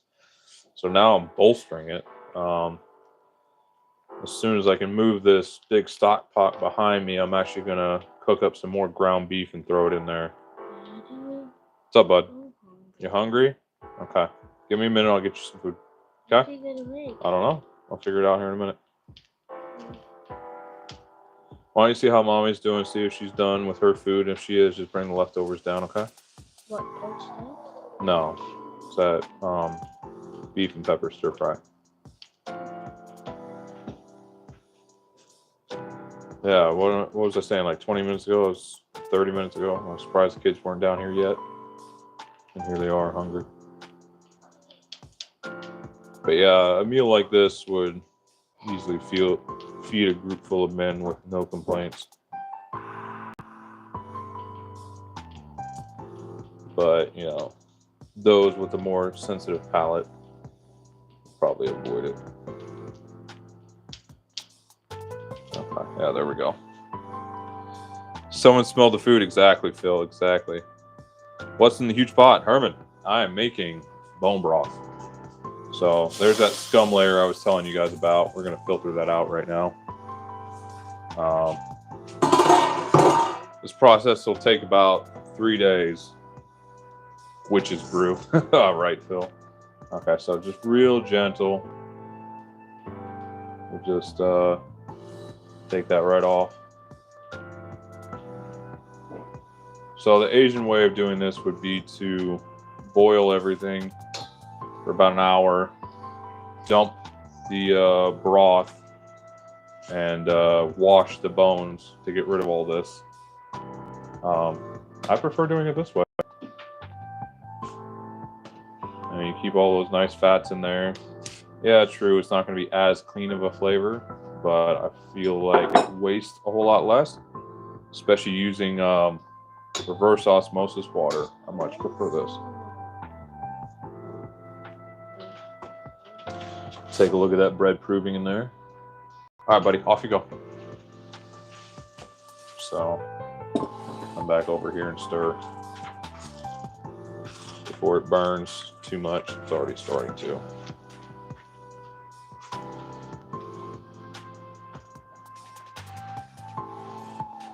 Oh, wow. What is that like? I've never had bone broth. I guess it's good on proteins. Good on proteins, good on minerals.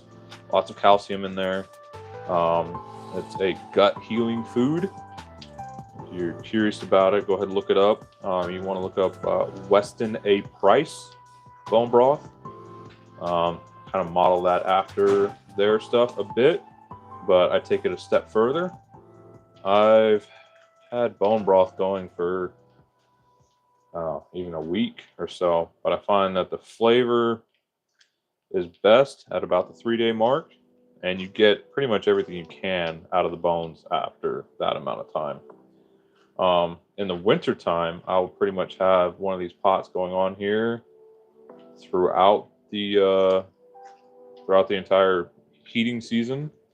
Adds a lot of nice humidity to the house, especially in the wintertime when we're burning wood. And as long as you take the bones out after the 3-day mark, the broth is perfectly fine just to keep boiling as long as you need to. And we make a lot of soups, all sorts of stuff. It's pretty much just like an instant meal or a snack, or just like a cup of bone broth in the evening if you have a little bit of a hankering for something. It'll just take care of you right away. Idaho man gets a strange sour if it goes too long, I find. Yeah, that's why you got to take the bones out. The bones can only be in for about 3 days. I'll go in batches of about 3 days. And then I'll pull the bones out, and then as long as you get all the bones and meat out, you're just fine. And then, you know, when we get more bones, I'll throw it in and boil them for another 3 days. Works out fine. I don't, man. Yeah, that's a good idea. Yeah, man. It's awesome.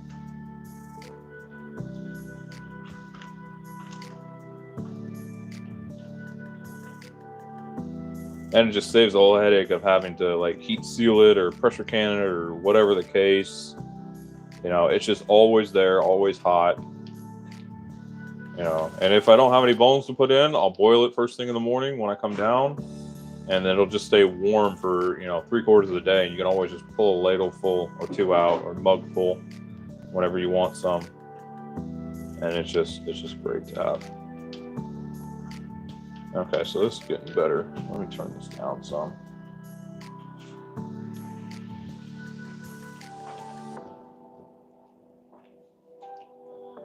But yeah, I'm known for having 2 or 3 of these pots going simultaneously.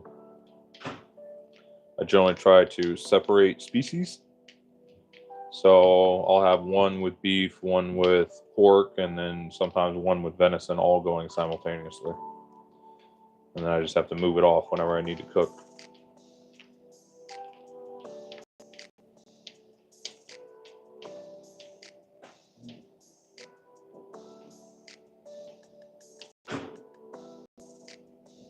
Okay, there we go.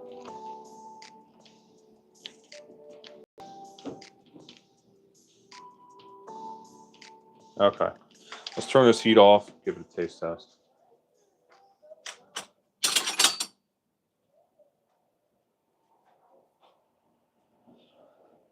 Likely have to add a whole bunch of salt to this.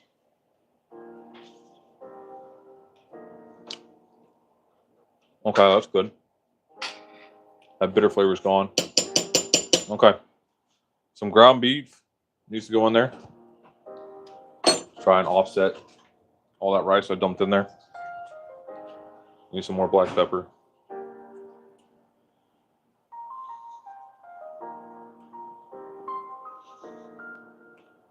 There we go. So I'm going to leave that there. Let's move the dulcets. And move that stock pot. Ah, there we go. That's out of the way.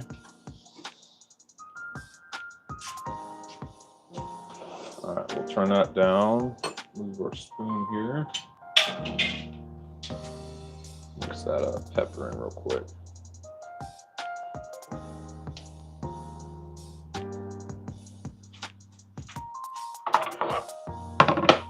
Okay. There we go. Get that out of the way. Get a lid to cover it.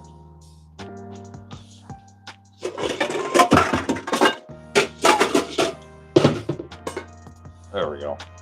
Okay.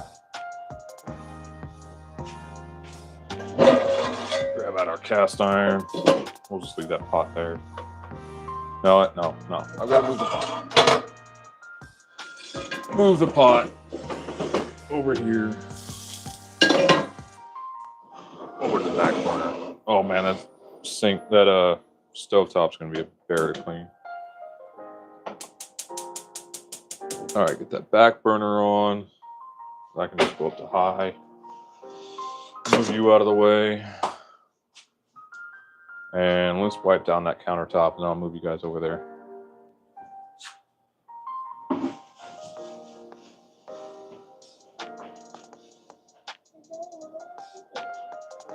I'm fixing that risotto. Yeah, that beef, mushroom, and rice dish that I make. It's like Italian juke. All right, off you go. All right. With the name of this live, I'm surprised we have not been bombarded with the little gamer kids. Right, Phil? All right, let's put you guys, you know what? Let's do something a little bit different. Use our anal beads here. Drop you guys down some. All right, there we go. I think that'll work. Okay. Warm up that pan.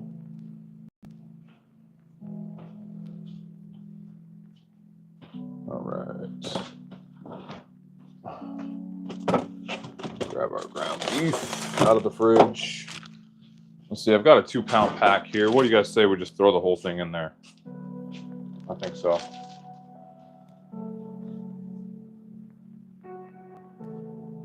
UWU. Bill, I'm lost.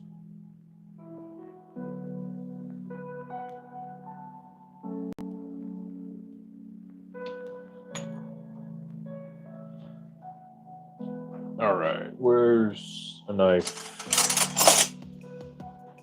All right, turn that up to high.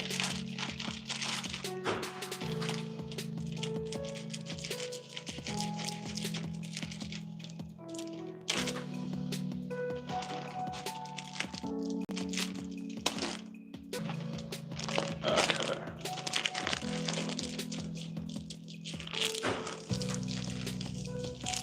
All right, just plop that down in there. Okay.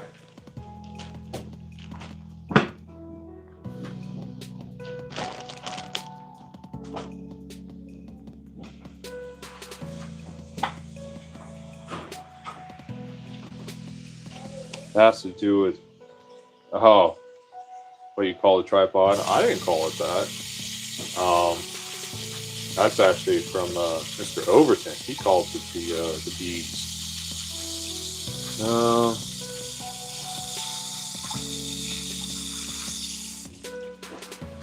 All right. What do you need, Missy? Ka.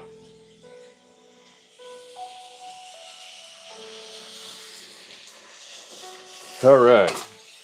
Let's get this ground beef cooked down.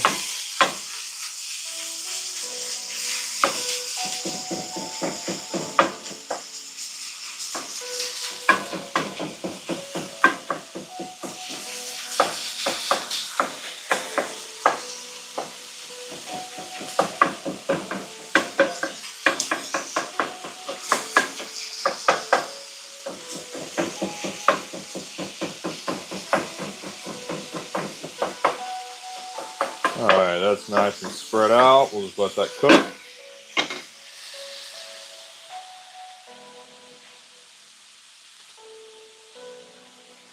All right, and we'll check on our bone broth here. We got another scum layer to come off. Nice and gently. We don't want to thin that layer out because it'll just go right through the sieve. All right. There we go.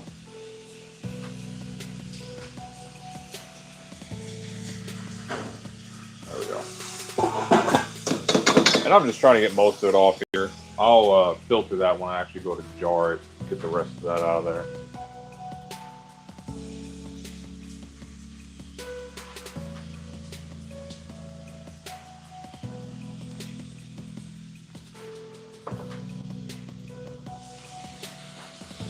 Let that bottom layer brown up. Flip it over.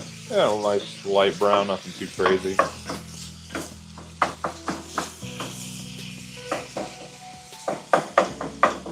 Break it up more.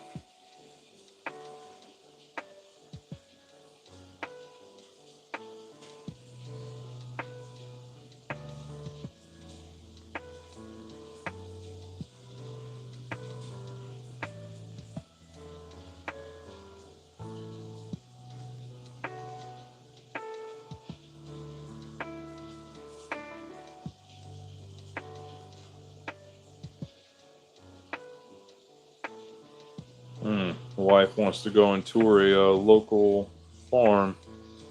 Cool.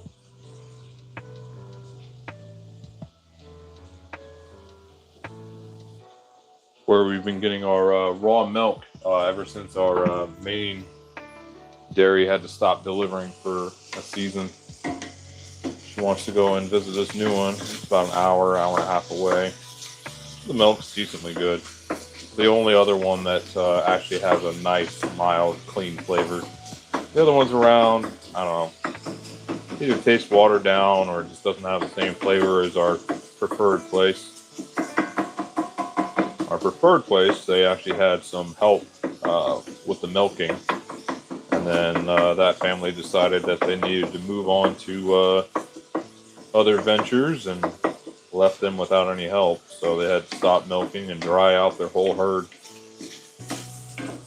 You know, if they didn't live 2.5 hours away, I mean, I'd be down to help them a little bit. I'm sure most people would that are in this area. They've been delivering milk here for, I think around 15 years. But they're 2.5 hours away. So that just kind of makes it rough. They were doing weekly deliveries forever. At least the 10, 11 years we've been here. But yeah, they still come every other week with other products, you know, meat, eggs, yogurt, that kind of stuff. But their main part of their herd out of milk right now. We've had to find other ways, other places. So we tried, 3 or 4 different ones, and we finally found one that we liked. But we have to go pick it up, hour and a half into Kansas from where we are. So, all right, what can we do? Yo, Mr. Overton, we were just talking about you. Talking about your favorite anal beads here. You know what? I didn't even notice that. Let me see if I can hide that. Let's readjust that some. There we go. That's a little bit better. Okay. That is done. Let's turn that off. Add some salt in there. So what's up, Overton? How are we doing on day 2? Still kicking your ass?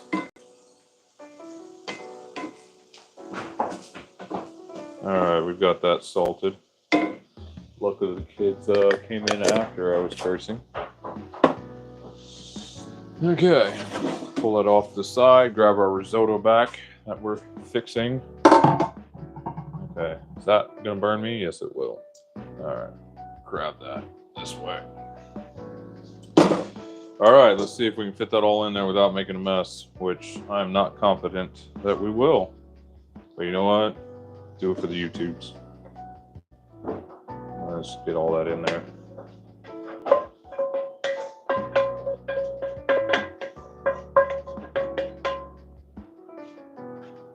Alright, put that over there to cool. Driving back. Nice, man. Nice. Looking forward to it, to seeing what comes from the day's adventures. Were we successful with the Italian Stallion? Did it perform as expected?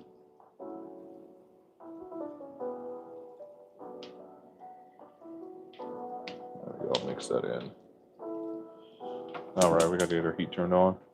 Let's just get it on low, not all the way low. Get that outer ring to turn on just barely.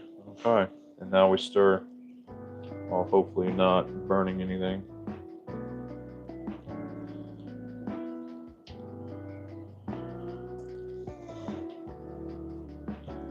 There we go. Mix that all in there. Let those flavors meld.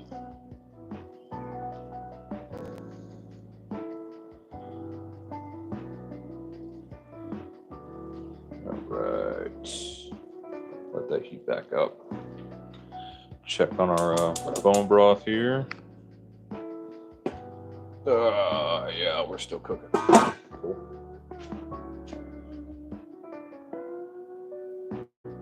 Yes, but I didn't. It's okay, man. We can't always perform perfectly every single time. Cool. Got our energy usage report just now. This last week we used a third less power than the week before. Nice. Thank you, power company, for keeping an eye on us. Speaking of which, I need to expand our solar system. I was talking to you guys about it before, and I believe it was Overton that mentioned just add some more panels.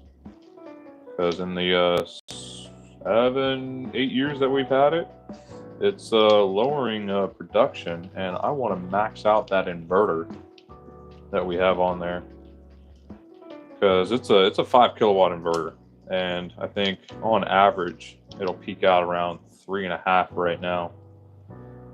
We had 5,500 watts of panels installed, and even when I clean them, we're only getting up to 4,200 watts of power in direct sunlight. So I need to get up there and expand that frame, put a couple more rows of panels on there. I'm thinking I can pretty easily get another, let me see here, can't quite see it, 6 panels maybe, without having to do anything too extensive. That's more water under there. But yeah, that's my goal. Let's see what we got here. Oh damn, reminds me that I need to switch from Patreon again for OW. Yeah, I know, this guy keeps flip-flopping on us. But yeah, I can't argue with the reasonings for the switchback.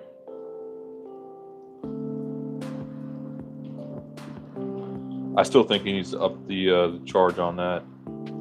Maybe in another month or two, bump it up, or open a second tier.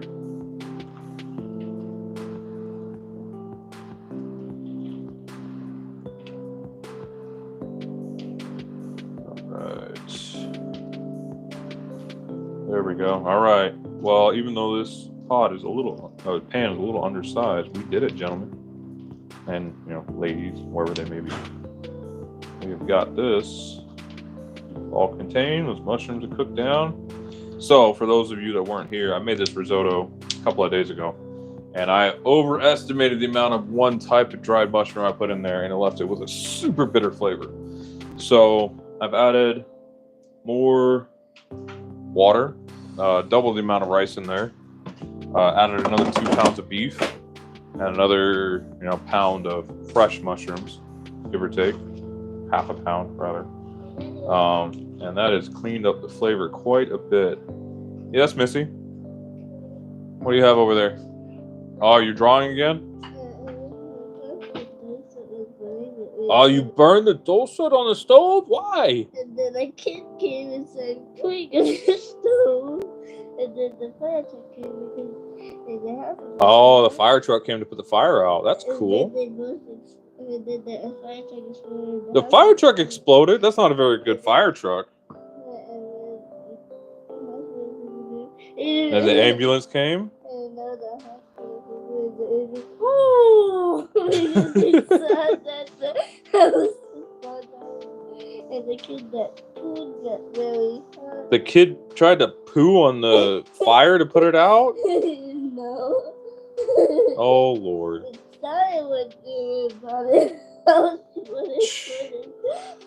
All right, Missy. Oh, hang on. I got to stir this so it doesn't burn. Stand by. Ooh. It's burning. Deglaze the bottom of that pan there. Oh, and they were playing rock, paper, scissors in the background. That's silly. All right, child. I've heard enough of that one. Hey, you finished with your chores already? You got the trash all collected? Okay, thank you. Okay, there we go. All right, taste tests.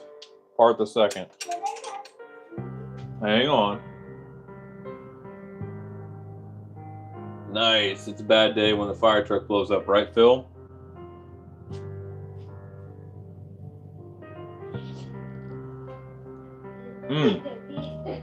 Oh, that's better. Here, take this up to mommy, please. I'll give you enough for both of you to try it. All right. There we go. If she approves, then that's lunch. All right. Now let's go ahead and turn that heat off so it doesn't continue to burn. Yeah, the rice isn't fully cooked and absorbed of the flavors, but that's okay. Given that this is short grain brown rice, it's going to take some time. But that's going to taste great as a leftover. All right, let's strain this out again. Just nice and gently. All right.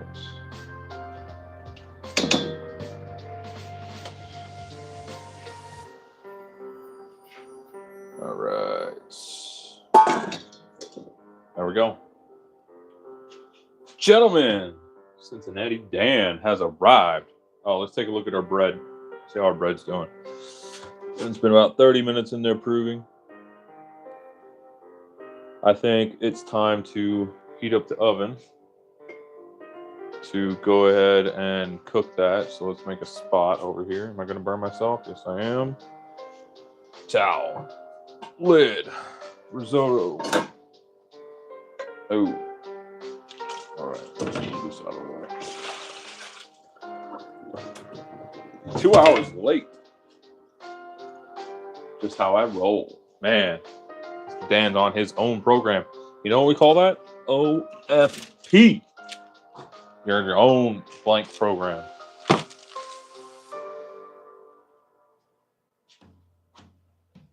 More cheese. Now the party can start, right? There's no cheese in there.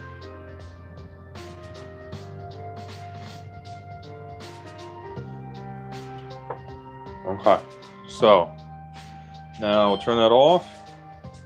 That dehydrate setting is so handy. All right, and not broiled. Convection bake 450 start. It's already partially warm, so it won't take too long. Just make sure the vents aren't covered. All right, let's get rid of our discards here.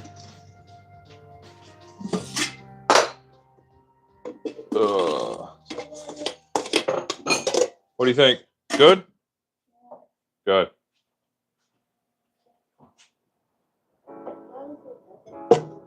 All right. Oh man, here I am washing dishes. I didn't even bring you guys. My bad. I'm just rinsing this anyway.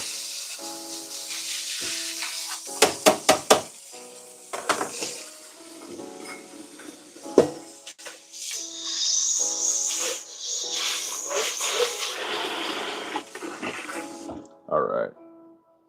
Put these back over here for the next time I need to strain that. Let's fix our beads here. Thank you. Readjust these. Fix our angle. All right, back over here. All right, let's see how that's looking. The boss wants Parma and Romano in there. On serving. I think still the bitter after note? Question mark. I can't tell because according to her, I have no tasting abilities. All right, let's get this stuff washed.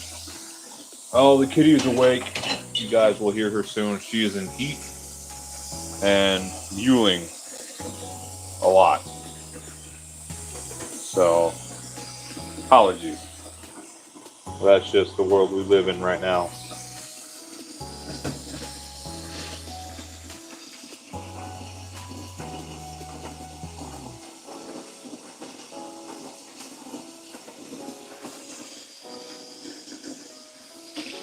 Come on, let's get some heat so I don't clog my pipes. Oh, better than 30%. Really, 39% less electricity last week than the week before. Oh, that's great. Oh, come on. Okay, it's getting warm. Can I check another recipe? I mean, there's no other recipe to check. Okay. All right. Let's clean this pan, and then I shall address your concerns.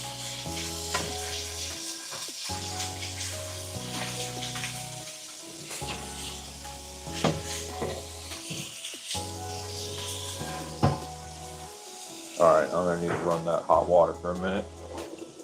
Slide that over there. Dry out that cast iron.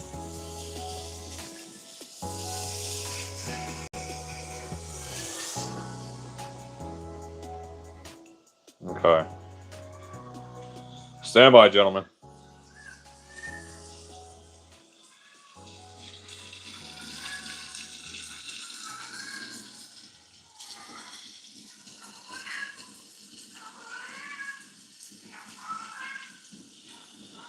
Hey, I can't find the recipe that I used. Yeah, I mean, I can find a different recipe, but like my goal is just to dilute it enough to get the bitter flavor to lessen.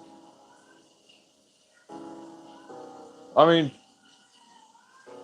not every risotto has cheese in there. Most don't. You can add cheese if you want. I mean, I did look at several recipes. So if you want cheese, I'll add cheese, but I'd rather do it on serving so I don't burn it all when I go to heat it back up.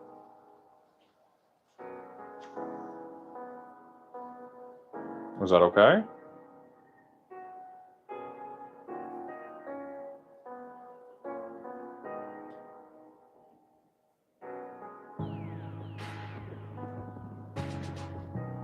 Sure, I can check there.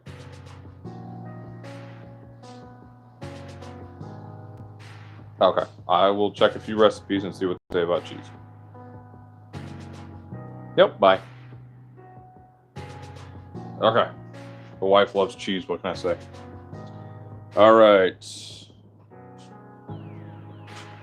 let's pull out the silver spoon.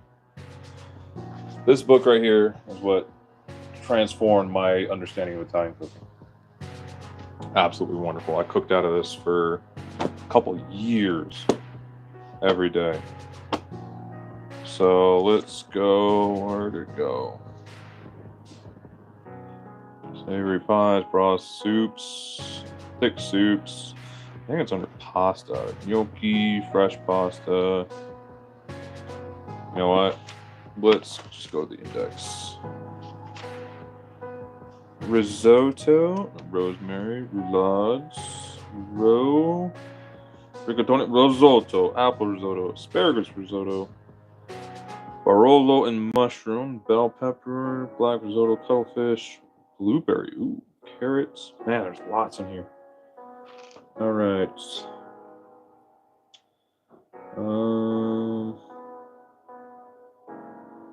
Of course, they're all over the place. Mushroom, risotto with sausages. Man. These are, I don't know, let's see if I have one with beef.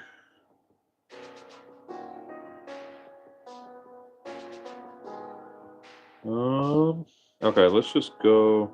Oh, yeah. Let's go with the Barolo and mushroom, since I'm making a mushroom risotto. Is the Silver Spoon the actual title of that book? Yes, Mr. Cincinnati Dan. It is The Silver Spoon by Phadon, Paidon. We were actually walking through Costco and picked it up. This was the only copy. I'm assuming it was a return from online purchase, but it's wonderful. Okay, so $3.92 and $3.93.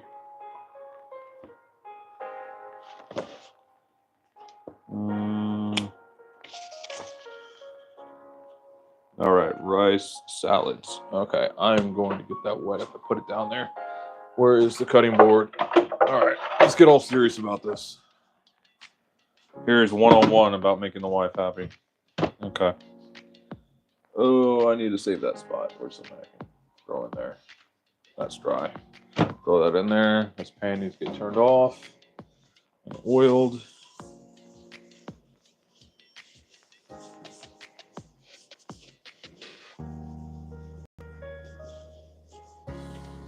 Okay. 392, 393. Okay.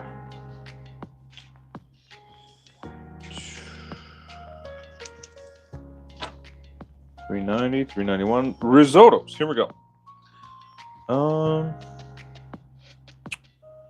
No cheese. Blueberry. No cheese. Parmesan to serve. Okay. Parmesan to serve.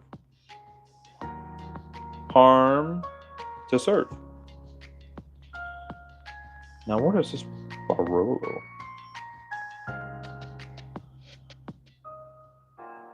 Barolo. 1 cup Barolo. I'm guessing that's a grain. Okay. Caviar. No cheese. Let's see. When done, it'll be tender, still firm, al dente. Before adding the final ladleful of stock to the rice, stir in the saffron liquid, and rice is tender. Season with salt, pepper to taste.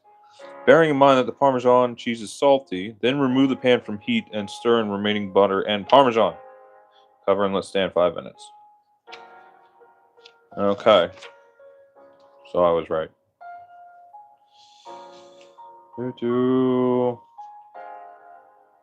Yep. All of it says Parmesan off heat before serving. Oh, Barolo is red wine. Thank you, Mr. Cincinnati Dan. Shows my ignorance. Parmesan to serve. Parmesan to serve.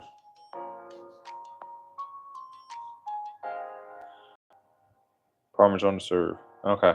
Yes. Yep. Let's see. The silver spoon has a section on risotto. I did not spell that right. Toe. No. 1 S, not 2.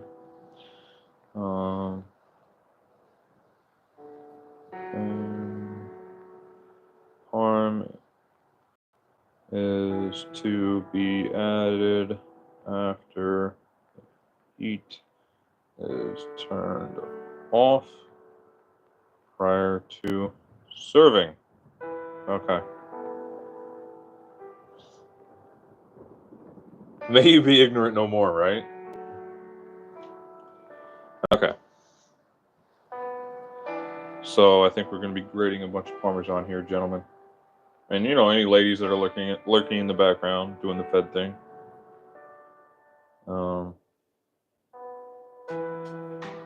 So whatever will eat, I'll add Parm to on serving. Oh, okay, yeah. Hey, it's on camera. I was right, right? Add it upon serving. Before I even looked it up. Oh, you guys made a kite? That one actually didn't break. Yeah, you got to use the bamboo that's dried a little bit more.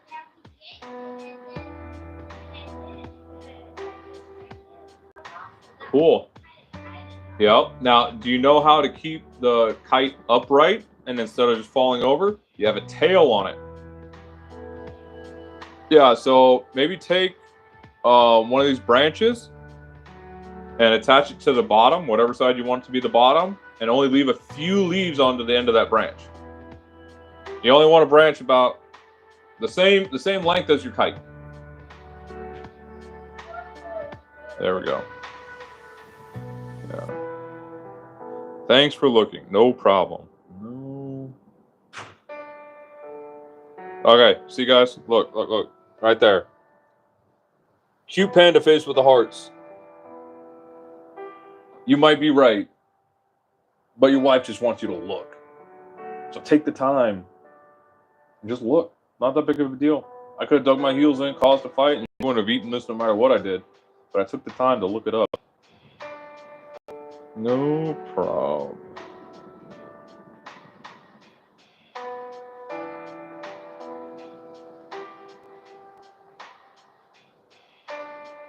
Okay. Do you want some now or no? Because she just ate. I also have a steak out and ready to cook. And what? Oven is heating to cook. Bang!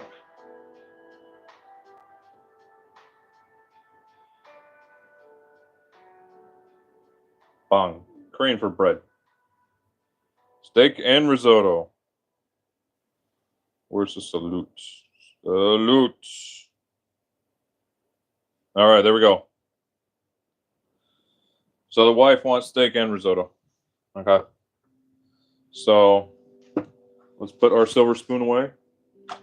But yeah, seriously, if you guys can find this, I think we paid $39 or $40 for it. Yeah, absolutely awesome.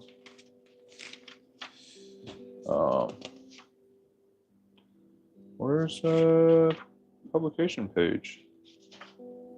That's not in here. That's interesting. But yeah, awesome book.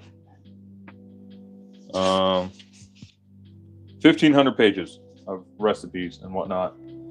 Don't read my profile picture. Please help. Last night I was sleeping at a friend's house, but woke up to him blanking me. I mean, I've got kids in the house. Okay, kids are outside.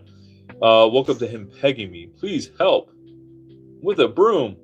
Man, you gotta have better friends. I mean, I think this is the second time you've come up saying something like this. You seriously need better friends, man. Oh, okay. That goes back up there.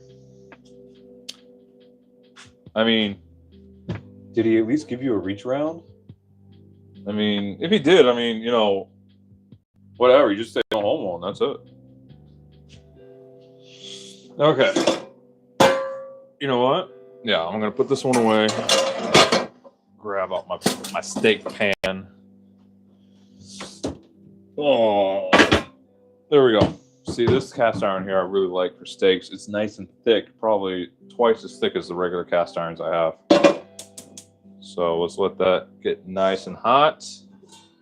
Check our bone broth. We're getting to a nice boil here. So I'm just going to crack that lid. Turn the heat down some. And let's get the parm. You won't find anyone to date here, not after the broom work anyways. Try some stretching exercises. Maybe you can use a bat next time. There we go. I knew we could make this constructive somehow. All right, I'm gonna put my mixer away.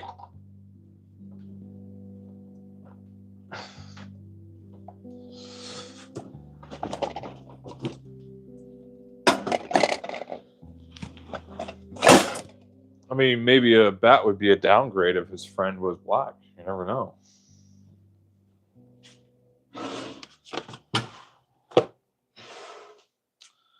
All right, move our bread off over here to the side. You have to have goals, right? Right? Okay. I need Parmesan. So, let's come back over here. Uh-oh. What's going on here? There we go.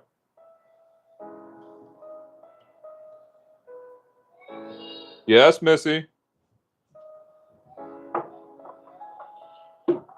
It's not going to flip around so much. It's going to be a lot more controllable. All right. Anti-slip pad. All right. cutting board.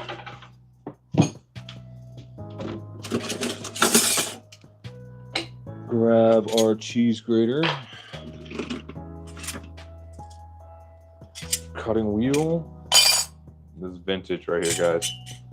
I've abused this thing and it still just keeps on working. No idea when it was made, but I know it belonged to my grandparents. I got it in a box of stuff that was theirs. Made in France. Cool. A multi-product. Patents pending. That's all it says on it. Multi-shredder. M-O-U-L-I. Yeah. So, moulay. Not multi. Moulay shredder. What can we say? The French are silly people. Okay, so we got Parmesan and Romano. We're almost out of Parmesan. But I will take these last couple of chunks. You know, with the rind and everything, this thing just shreds them up. And that's where I stopped last time. I'll just take the rest of that, no problem. Maybe that guy with the broomstick guy can come back and take the rest of it. He's good at taking things. All right. Rind first, and just there it goes. I'll normally just do the whole block at once, and then I have a month or so when I don't have to worry about it. I just keep it in a Pyrex in the cheese drawer. I mix it Parmesan Romano. See, there we go. Right through the rind. No problem. This stuff is a bear to do with anything else other than this tool right here. And out of all the attachments, I think I've used this one all but, you know, once or twice.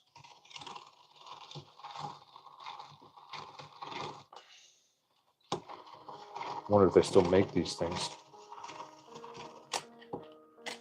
And there we go. That's all that's left. Just a little piece of the rind. Not going to compost. Okay, the oven is now hot. It's singing to me. I'll give it another 10 minutes for that pizza stone to heat up. All right. Yeah, see, he already left. Maybe that guy took our advice and went to go practice some stretches. Invite his friend over to Netflix and chill. I mean, if he just didn't fight it, it probably would have worked out well for him. Maybe he has a budding relationship and he just didn't know it.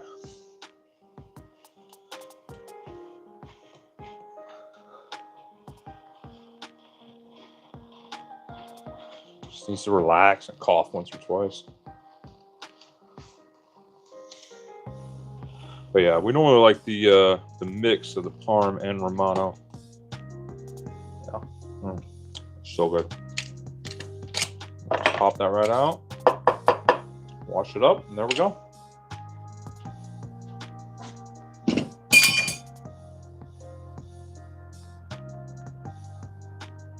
I think we could have helped him.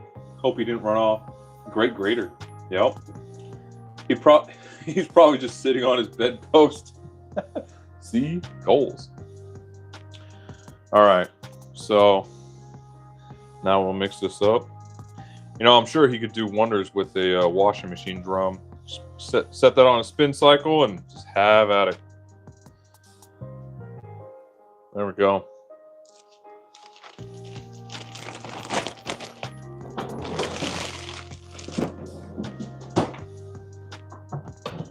Ooh, I'm out of my square Pyrexes. Let's see, is this little one gonna do? Yeah, that'll probably do just fine. Grab the lid.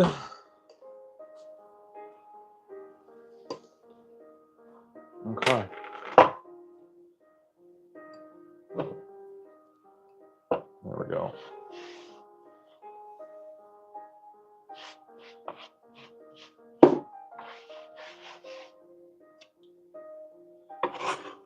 There we go.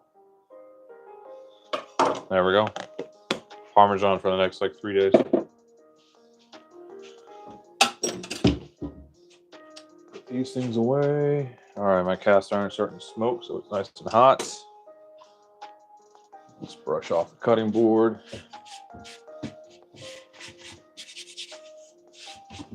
Okay. Unfortunately, I'm not going to be able to rest my steak because I've got that oven hot for that bread.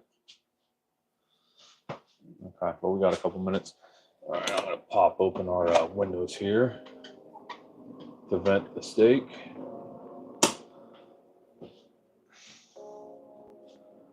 Put you boys over here. There we go.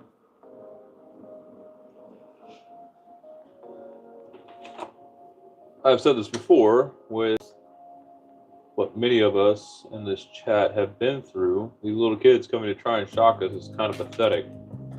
Right, Phil? I mean, Overton, you know, he came and went, but like as he said before, he's partied. All right. Let's turn that up. Grab my steak. Oh yeah, nice and warm through and through. See if we can get a nice crust on here. Wife likes it nice and crusty. And it'll complement the risotto well too. Okay. Yeah, burner's up on high.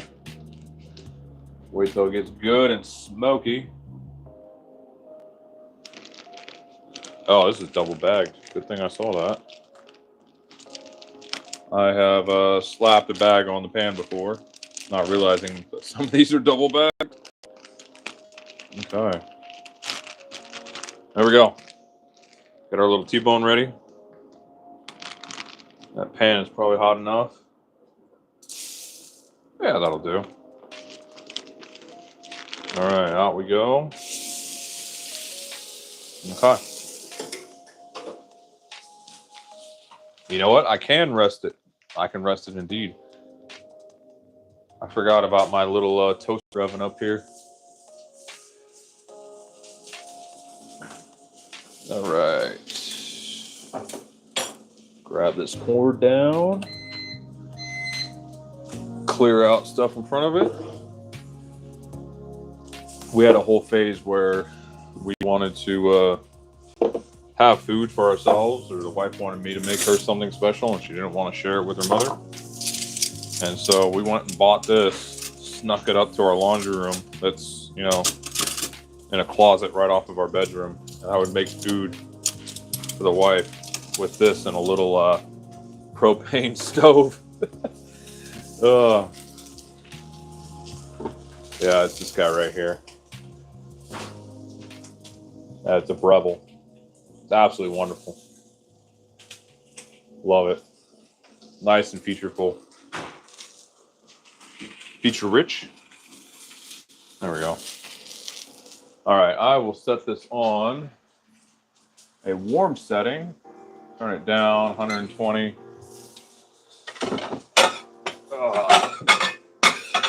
Throw that plate in there. I'll let that warm up. It's such a travesty to throw a nice hot steak cooked to perfection on top of a cold plate. All right, flip her over.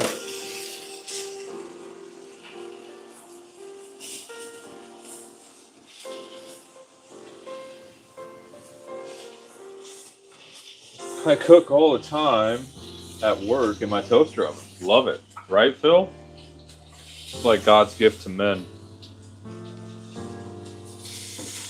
You know, you don't have a woman to run around to run your oven and your stove for you. At least he gives you that.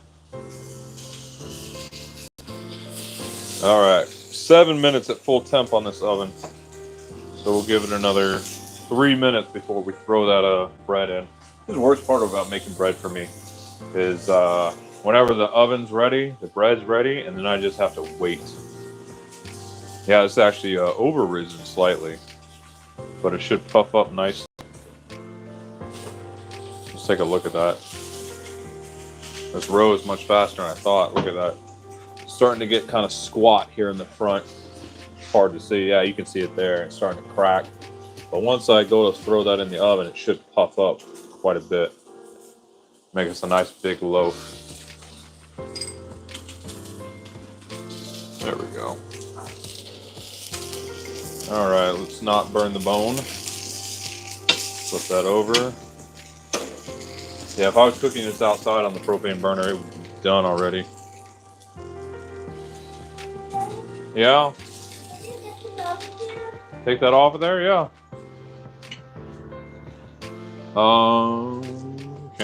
Can I? Yes, Daddy can. There you go. Yep. Let's check our temp. 104, 105, and it's done. All right.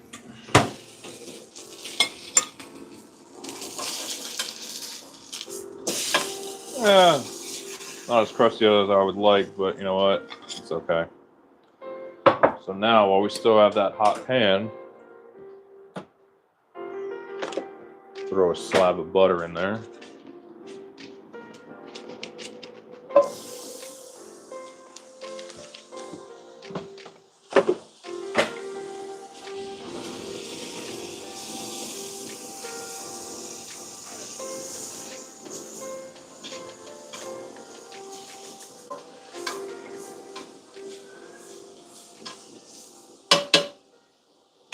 All right.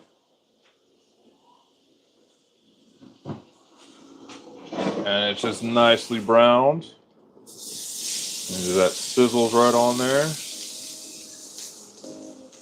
There we go. And then I will leave this in this oven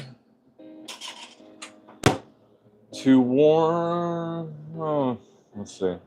Let's turn it off. It's already 120 in there. I don't want it to keep cooking, so I will turn that down some.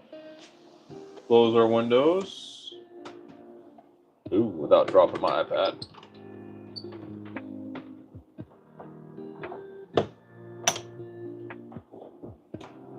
Okay.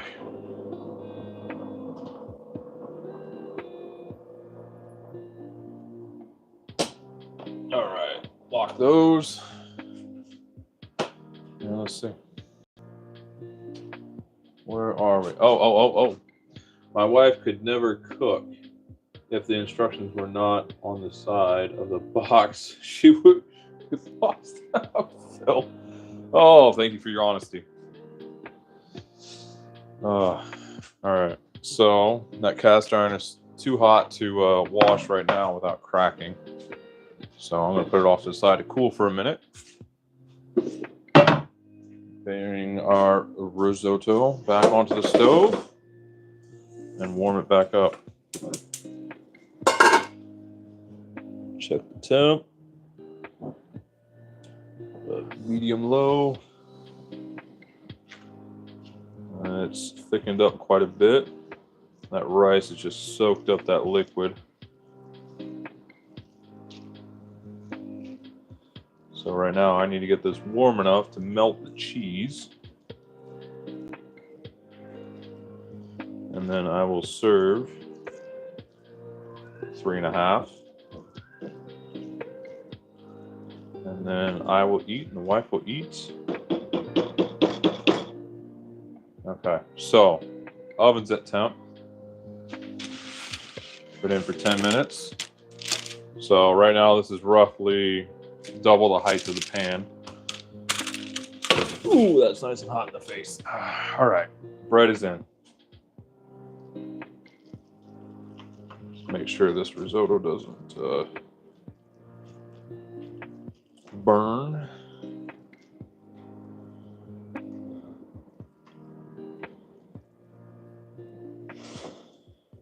So I am remarkably surprised at how much I'm getting done right now, you guys. This is a very good day for me. Very good day. I'm normally about 15% as efficient as I am right now. So this is remarkable. I appreciate y'all coming along for the ride.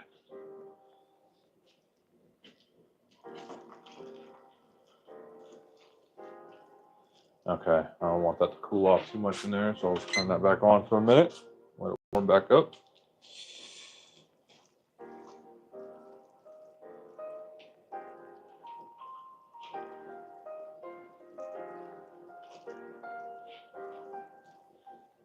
Okay, now that that's stirred, grab out plates or bowls. Let's see, one for each of the munchkins, and a pretty one for the wife. Pretty ones are all in the dishwasher right now. So let's grab one and get it done.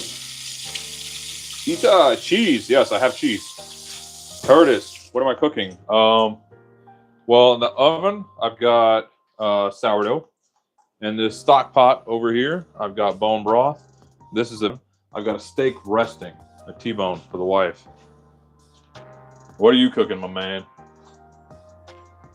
And Etha, for the risotto, I have freshly grated Parm and Romano to go in there right now. So we're getting it done. Yep, and there's the sourdough, in case you didn't believe me. And there is the T-bone. Homemade soup. Cool, Curtis. What kind of soup you making? Soup sounds good. Although the risotto is as close to soup as I'm getting right now. I can feed half the block with this right now.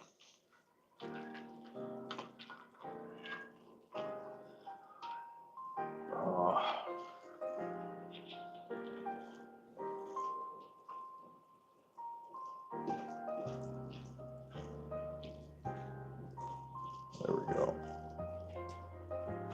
We're getting there. A vegetable soup with meat in it. Sounds nice, my man.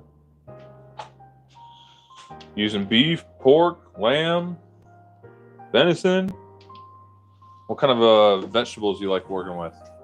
You like the bitter ones, like mushroom greens or arugula, dandelion, that kind of thing? Or are you going with more traditional, like potatoes, carrots, celery kind of thing? You going for like a stew or a light soup? Sounds good. Either way. All right, make sure this doesn't burn on the bottom while I'm reheating it.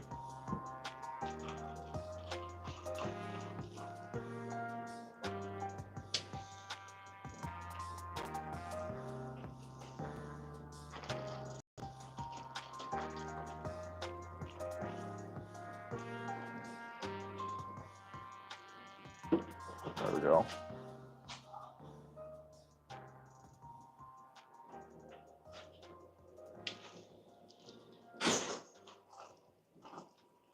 Yeah, the kids have been vastly entertained by themselves today. They started going out and hacking up a bunch of bushes behind the propane tank, which, you know, kind of looks ugly now, but I'm not going to fight them if they're trying to reclaim some land here from the brush.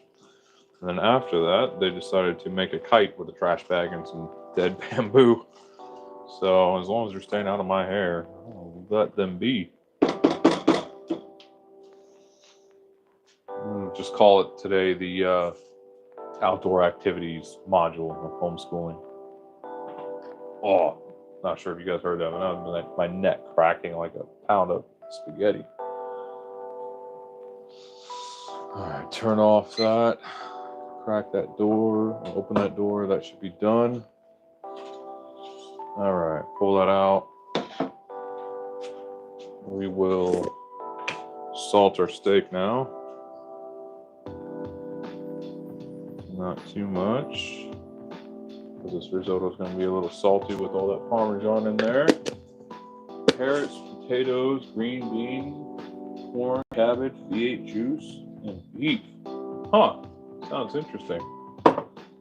Phil, the silver spoon, quick and easy Italian recipe is on its way to me. Sounds good, my man. Sounds good. Is it still this like big red looking thing? Want to make sure you guys aren't getting gypped.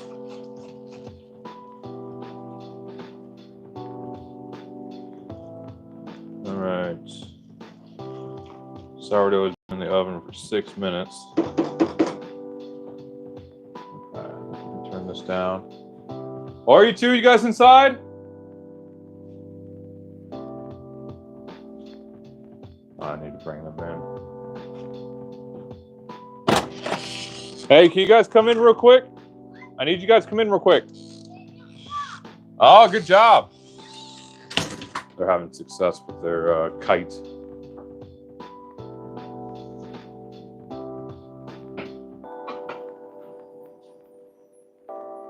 And peas. Okay. Different copy date, but same book, I think. Well, we'll have to compare notes.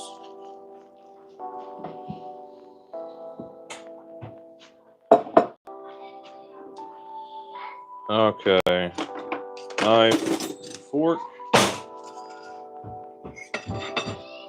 I need you guys' help. Okay. I need you guys to take food up to mommy. So I'm cooking bread right now, and I can't leave it to go up there. I don't know. So well. And it flew just right. Good. Yeah. Please be careful of the cars. It was very cool. All right, Justice. Buddy. Okay. Take the steak. Izzy, please take the bowl. Let mommy know I've got bread in the oven right now, so I can't bring it up. And then when you guys come back down, I'll have yours ready too. All right, that bread is getting to done. It is puffed up perfectly. It's about twice as tall as when I put it in. So it was about 2.5 inches of depth when I put it in there. And now it's, pushing 4 inches pretty solidly.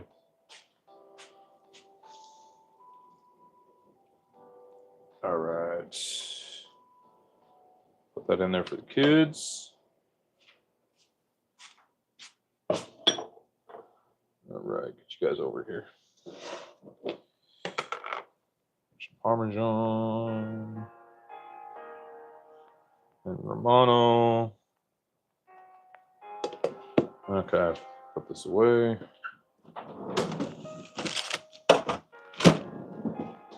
And spoons.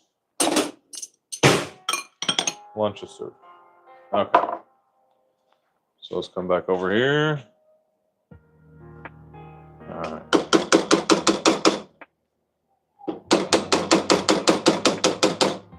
Goes into soak for a minute.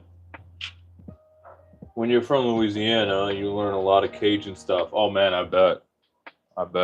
My wife has had me try to cook some Cajun food. Hasn't always worked out. I've tried, jumbo, jambalaya, stuff like that.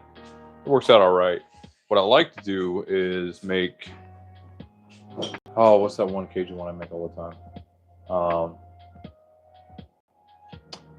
Like a mac and cheese. Cajun mac and cheese. Oh my God.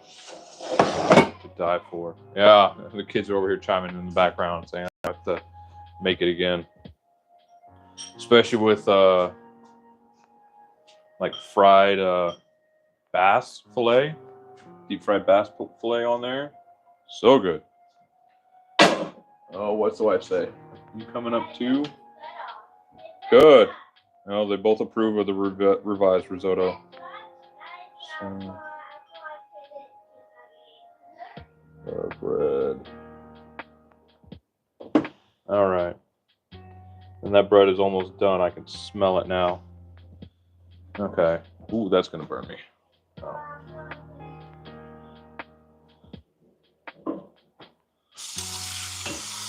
All right, get this cast iron done.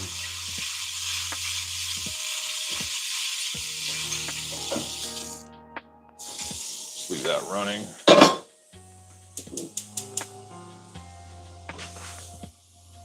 Yep, that's puffing up nicely. See if I can get the rest of this stuff later. Okay, I'm gonna take it out soon. You guys eat for now.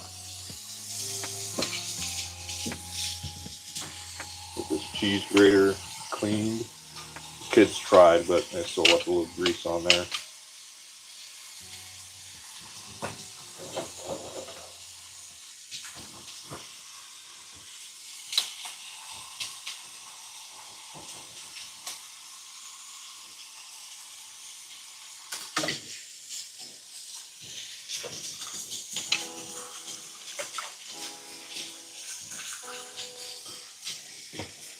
All right. Yeah.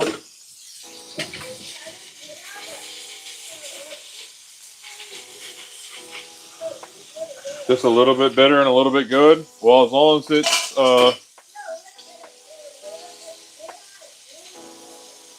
okay, it's a little bit of good, bitter, and really good.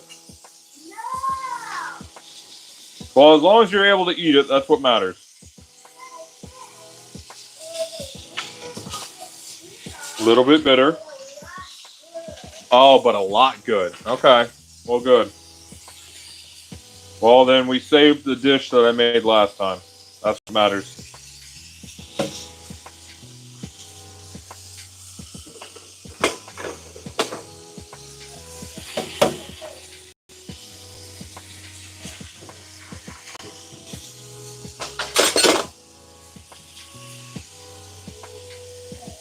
What do you want?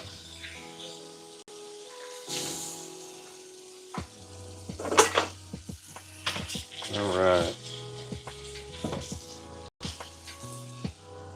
Oh, that can go in there. We were almost caught up.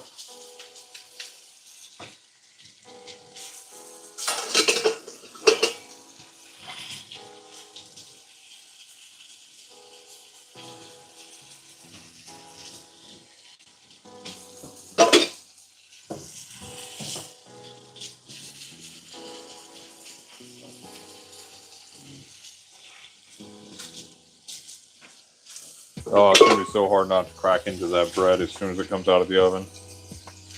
But, you know, good bread is like good steak. You got to let it rest. Next time you on your channel, I'll give you the recipe for mac and cheese. Man, that sounds great there, Curtis. The kids are saying thank you in the background. They're very excited about authentic Cajun mac and cheese.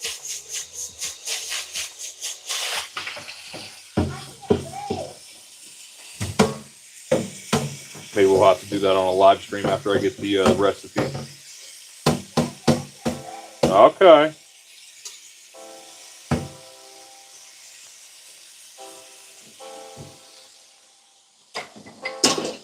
Yeah, they're super excited.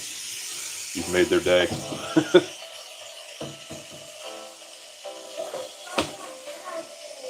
Oh, yeah?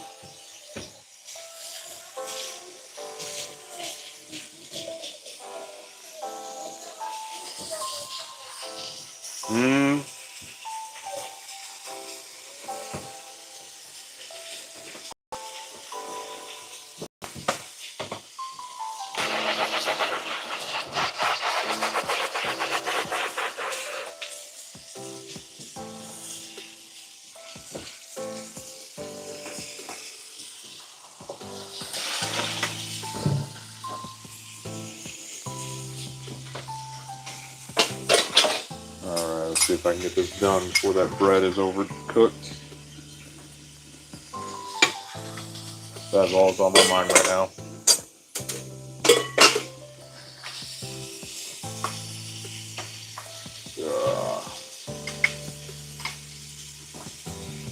Speaking of Cajun there, Curtis, this guy I deployed with, he was, you know, he had a French last name. He's actually from Oklahoma, but we always called him Frenchie. And then right before we deployed, we had a guy show up from Mississippi.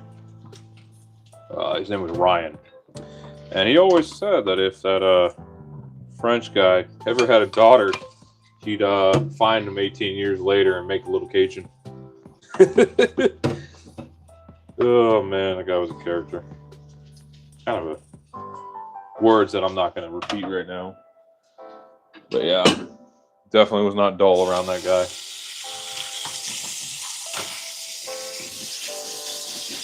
All right, let's spray this down.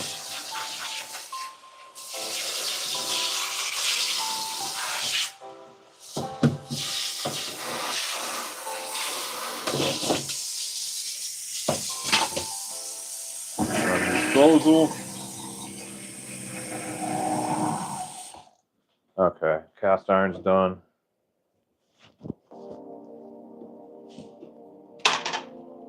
Turn the oven off. Ready or not, that bread is not going to need more propane. Oh, it actually looks like it's getting dark out right now. Looks like it might start raining here in a bit. All right. I'll bring you guys over for the first person reveal of the bread. You got an email? Yes, sir. Indeed, I do. You'll find it in my channel description or just first name, last name at Gmail. All right, let's take a look. There we go. There we go, boys. Look at that. That about doubled in size. That'll make some nice sandwich loaves. Excuse me, watch your language, Missy. Out you guys go. I said, Missy, watch your language. Child, quit picking at my syntax.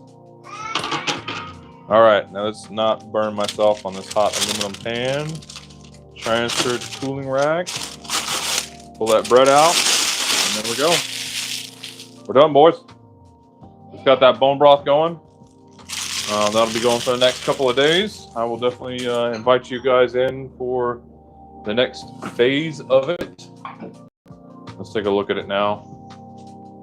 I've just got it back here on the second smallest burner. It's steaming quite nicely. Got that nice boil going on. Nice and rich looking. And we'll just leave it slightly cracked.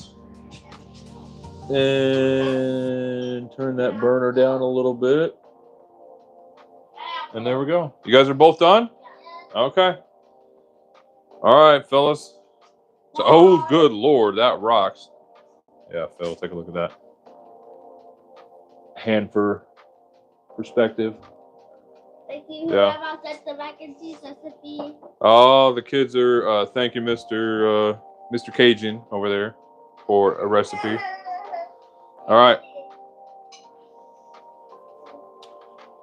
All right, let's flip over here, answer some questions.